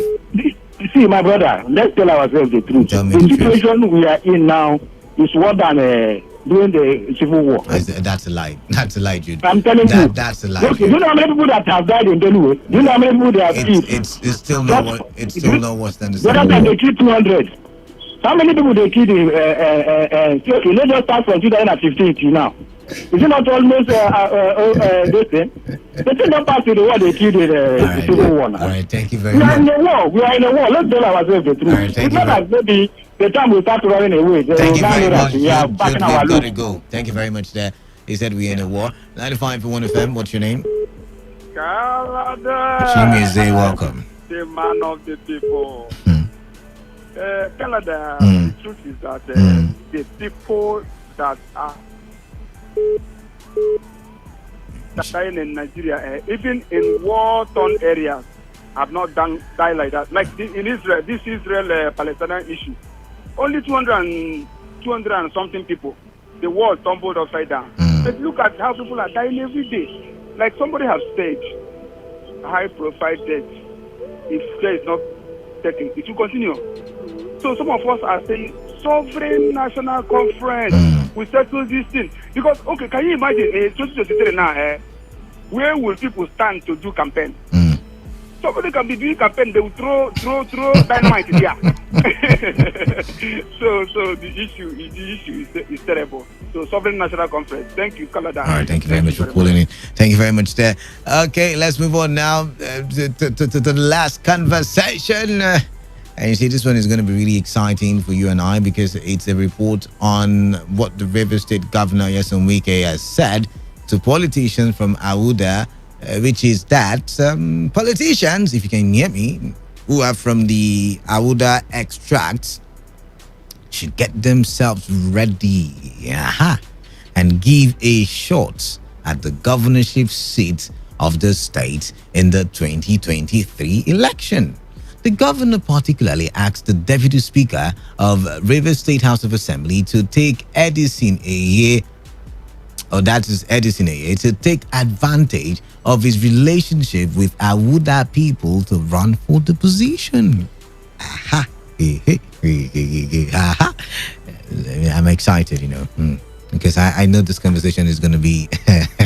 The governor particularly asked the deputy here to run for this position. He also encouraged the other people to fight for the position, stressing that they are not second-class citizens. Chibudam and Co. He does all of them. Deputy Speaker, all of them. Deputy Speaker of the House of Assembly, Chairman of Council, all of them. Every time, please give us a campus. Even if you leave office now, you don't know who will come. I said, what about you? Won't you come? Why do you say I don't know who will come? You want to come? It's okay if he says so. After I didn't say so, he had one who was saying that you won't come. But the point is, now I'm here. Take the advantage. Do you understand me? Take every advantage you want. Anybody that wants to die, let him. I'm your in-law. Is that not correct? If you get me a good woman who's not giving me problem, why should I not do something? See, I like Governor Wike. One, it makes, see, getting topics, I'm going to be frank with you, getting topics, to come converse with you on air sometimes can be very, very difficult. And the governor makes it easy for us, right? It makes it very easy for us. He said, and I'm thinking that maybe Awuda, it's your turn next. It reminds me of a time when he said, see, I do not have a preferred candidate. I'm not going to choose anybody. I'm not going to even involve myself in the politicking. I'm just going to make it a fair ground for people to compete. And I remember when he also attacked, correct me if I'm wrong, he attacked a particular politician who had said that the next governor should come from a riverine community. And he said, no, how can you pick How can you pick? But it looks like not directly, indirectly, that someone is being picked because a name has been mentioned. A region has also been mentioned. Is this a way to test the waters and see maybe, okay, we could try people. If the people complain, we change them. Is that what is happening right now? I'd like to hear from you. Phone lines buzzing, but I'll reel out the number one more time, or the numbers one more time, and take your view on this issue. 0817-000-0951 and 0810-951-0951. You can reach out to me on Twitter. I'm going to check out Twitter now. It is at @Thekalada, THEKALADA. I promise you we will continue the conversation from there after the show that is culminating in about 12 minutes. But let's open the phone lines now. Let's find out who we have here. I lost that one. 95. Oh my, I lost that one as well. Okay. Where are your calls now? Where are your calls? All right, I got one now. 95.1 FM. Good evening, Canada. Yeah, good evening. Yeah, my name is George. George, calling from Romeo community in Other England, Canada. Yeah, George, welcome. Do you know why I don't like Wicked choice of words? Understand me? And that's not what we are discussing. Okay, George, let's get to the meat of the conversation. Okay, excuse me. You talk about picking a candidate and other things. How other people should get ready. Understand me? For me, politics in River State. Understand me? Since all the list started, nobody has imposed any candidate, and it's a matter of choice. Understand me? It's a matter. You just check from all the list to Amechi to what really happened. Can we say this is an imposition of candidates? Can we say maybe it's just saying, see, I would have picked. Maybe there's nothing to it. Maybe it's just Canada that is putting in the field. Okay. Look at another thing I understand from Governor Wike. Look at another thing I understand. That means he's not sharing development within his cabinet. Within his cabinet, that is what he's trying to tell us, because he said Chibudon will keep on telling him, please give us a campus.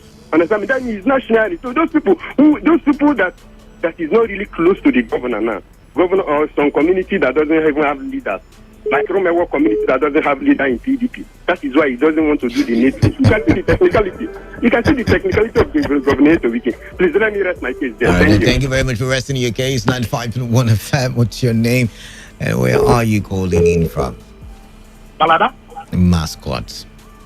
Thank you so much. Canada. I want to advise the governor of Rivers State to flashback and look at what happened to Owele, my leader, Rocha Sokroti. No single person has the right to install governor in any corner of Nigeria, especially now that Nigerians have become so much aware. Mascot. Is this an installation? I mean, he's just saying, guys, give it a try. You are not second-class citizens. Why do you always stay in the background? From the voice of the governor, he said, "You gave me a woman that's not giving me a problem." That's the only part you heard. So, and they split the office of the governor of the state to a particular place because they gave you a wife that's not giving you a problem. So much so, Canada, when we are taking against justice in the land, the upland in River State has produced governor for close to 24 years now. Mascot, let me ask you a question. Is the governor not entitled to his own preferences or choices? Maybe this is the person he wants to support. It doesn't mean that he's going to install him. The governor is entitled to his own opinion, but at every particular point in time, justice, social equality must prevail so that anger and frustration, cynicism and despondency will evaporate. All right then. So the riverine areas, since 1999, has not produced governor in this state. All right then. That is what they want. That's not a marginalization. So it is quite pertinent and imperative. All right. But at least after 24 years of the upland have holding power in River State, that it should go now to the upland, so that, to the riverine, so that the equation will balance. All right, so for me, I want to advise the governor Thank you, Mascot. Have one past this. Thank you, Mascot. At the appropriate time and make their own decisions without interference. Thank you, Mascot. Thank you, Mascot. That we've got to go. But I would also remind you that when Amechi was governor, he also tried to bring in. He had a candidate he was supporting at the time. So think about it from that angle. 95.1 FM. What's your name? Hello, good evening, Canada. Yeah, good evening.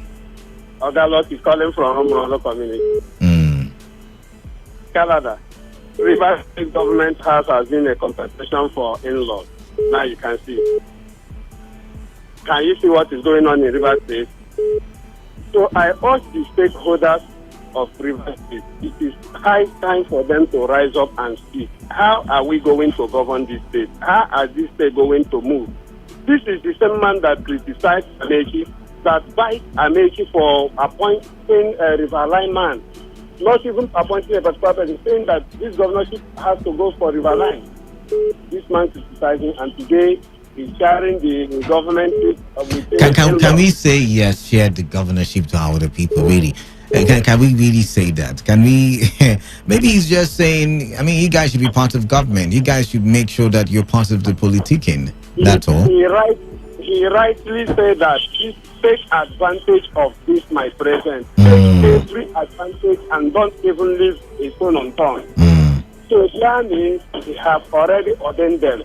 What I see for Magnus Tade, I believe he might be sharing as where he is now. Thank you. I don't get. Is Magnus a PDP member? That's a funny comment. 95.1 FM. Yes, Canada. The thing is that still I'm not interested in Nigerian politics, but I'm a man of conscience. I'm a social crusader. Sounds like Chimeze. Is this Chimeze? Yes. What is happening? Just what we have said. It's not something strange. It's not new. Just like what we have just finished about discussing police issue. It's not police problem. It's Nigerian problem. This thing is what IBB have done. IBB made Asaba the capital of Delta State because of the wife. So if Wike is considering because of the wife, he wants somebody from our hood to become the governor of River State, it's not a problem. People should stop quarreling. It's Nigerian system. That's what Nigerian system are giving to everybody. So they should stop crying, whether APC or PDP. All right. Stop crying. Thank you, Kalada. All right, Chimeze and his funny comments. 95.1 FM, what's your name? Where are you calling in from? Canada. Yeah, what's your name?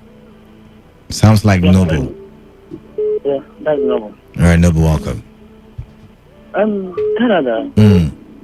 Does it mean that if Buhari tomorrow now came out to say, Yoruba people, you have supported me when I'm there, take that advantage, I will support you back. Is there anything bad about it? Will be anything bad?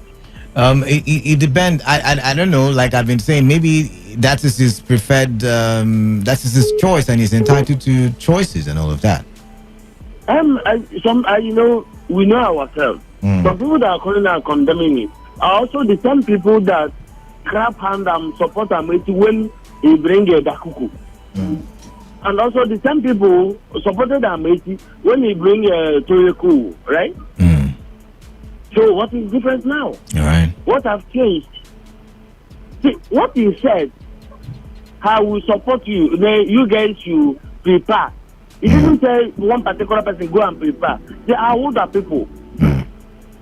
And then it has been in Nigeria politics. If you know, Buhari said that if you support me, then when it is after my turn, I will support you people. So what is different there? All right. Thank you, my brother. All right. So apparently, Noble from Eliozu sees nothing wrong with the comments from the governor. This is Mr. Zion. Good evening. Mr. Zion, good evening. The position of the governor is wrong. Totally wrong. Indirectly, he has anointed a candidate. Is that what it was? Is that what you saw there? That is what he has done. Interesting. That is what he has done. He has been avoiding or neglecting or say, people should not going to anoint anybody, not supporting anybody. But he has finally exposed himself. And this is a wake-up call to all the Ijaw people in Rivers State. Mr. Zion, what if he was just saying, you guys should be more He's not involved? in that position to do that. For now, he should be a partisan, apolitical. He should be from nowhere. He should allow the people to go on. Because he said he's not going to support anybody. He's not going to impose any candidate. That was what he said. But not knowing that secretly he has already anointed a candidate on that particular day, he could no longer eat himself. Because even the Bible said, out of the abundance of the heart, the mouth speaketh. It's a wake-up call for the job people in Rivers State. I have said it before and will still say it. So now you are wait, Mr. Zion, let's have a conversation. You are anointing the Ijaw people with your comment as well. As long as the Ijaw people are supporting APC and PDP, they will keep remaining people that will beg for crumbs. I'm telling you the truth. The right position for now to be the next governor of Rivers State should be the Ijaw man. Why the Ijaw man? There is the Ogoni man who also claims rights to be the next person. The Ijaw man is coming as the governor. The Ogoni man is coming as the deputy. Are you with me? Then the Awuda man is coming as the third man, which is the head of the assembly. This is how it has been programmed and scheduled before time. Where was this scheduled? Because I was not there. I want to believe I'm a stakeholder. I'm wondering. Oh, Mr. Zion, thank you very much. I mean, you just sounded like the governor when you came out and said that it should be Ijaw people. I mean, I'm Ijaw, but that doesn't mean I should just take what you've said, hook, line, and sinker. But let's look at it. I think it should be open for all, free for all, go contest, and I mean, whoever wins. Popularity, remember, majority wins the vote. 95.1 FM. Hello, Canada. Good afternoon. And good evening to you. Canada, I'm calling from Port Harcourt. I'm calling from Quickly. Time is fast spent. Canada, I'm calling from Elibolo.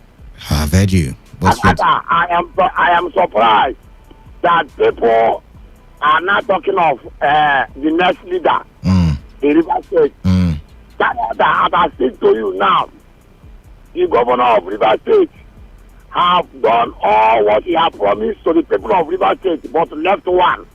Which is? Canada, as I speak to you now, since yesterday now, people have left their homes between Elibolo and Opakolose and Elos. But that's people have left their homes because of the flood. The canal between Elibolo from Umodomaya to Elibolo to Opakolose. All right. Canada flood have left the people have left their homes. Okay. And nobody, the governor is not talking about it. We will talk about it on Saturday, but let's thank you for calling in right now, because that's not our point of focus.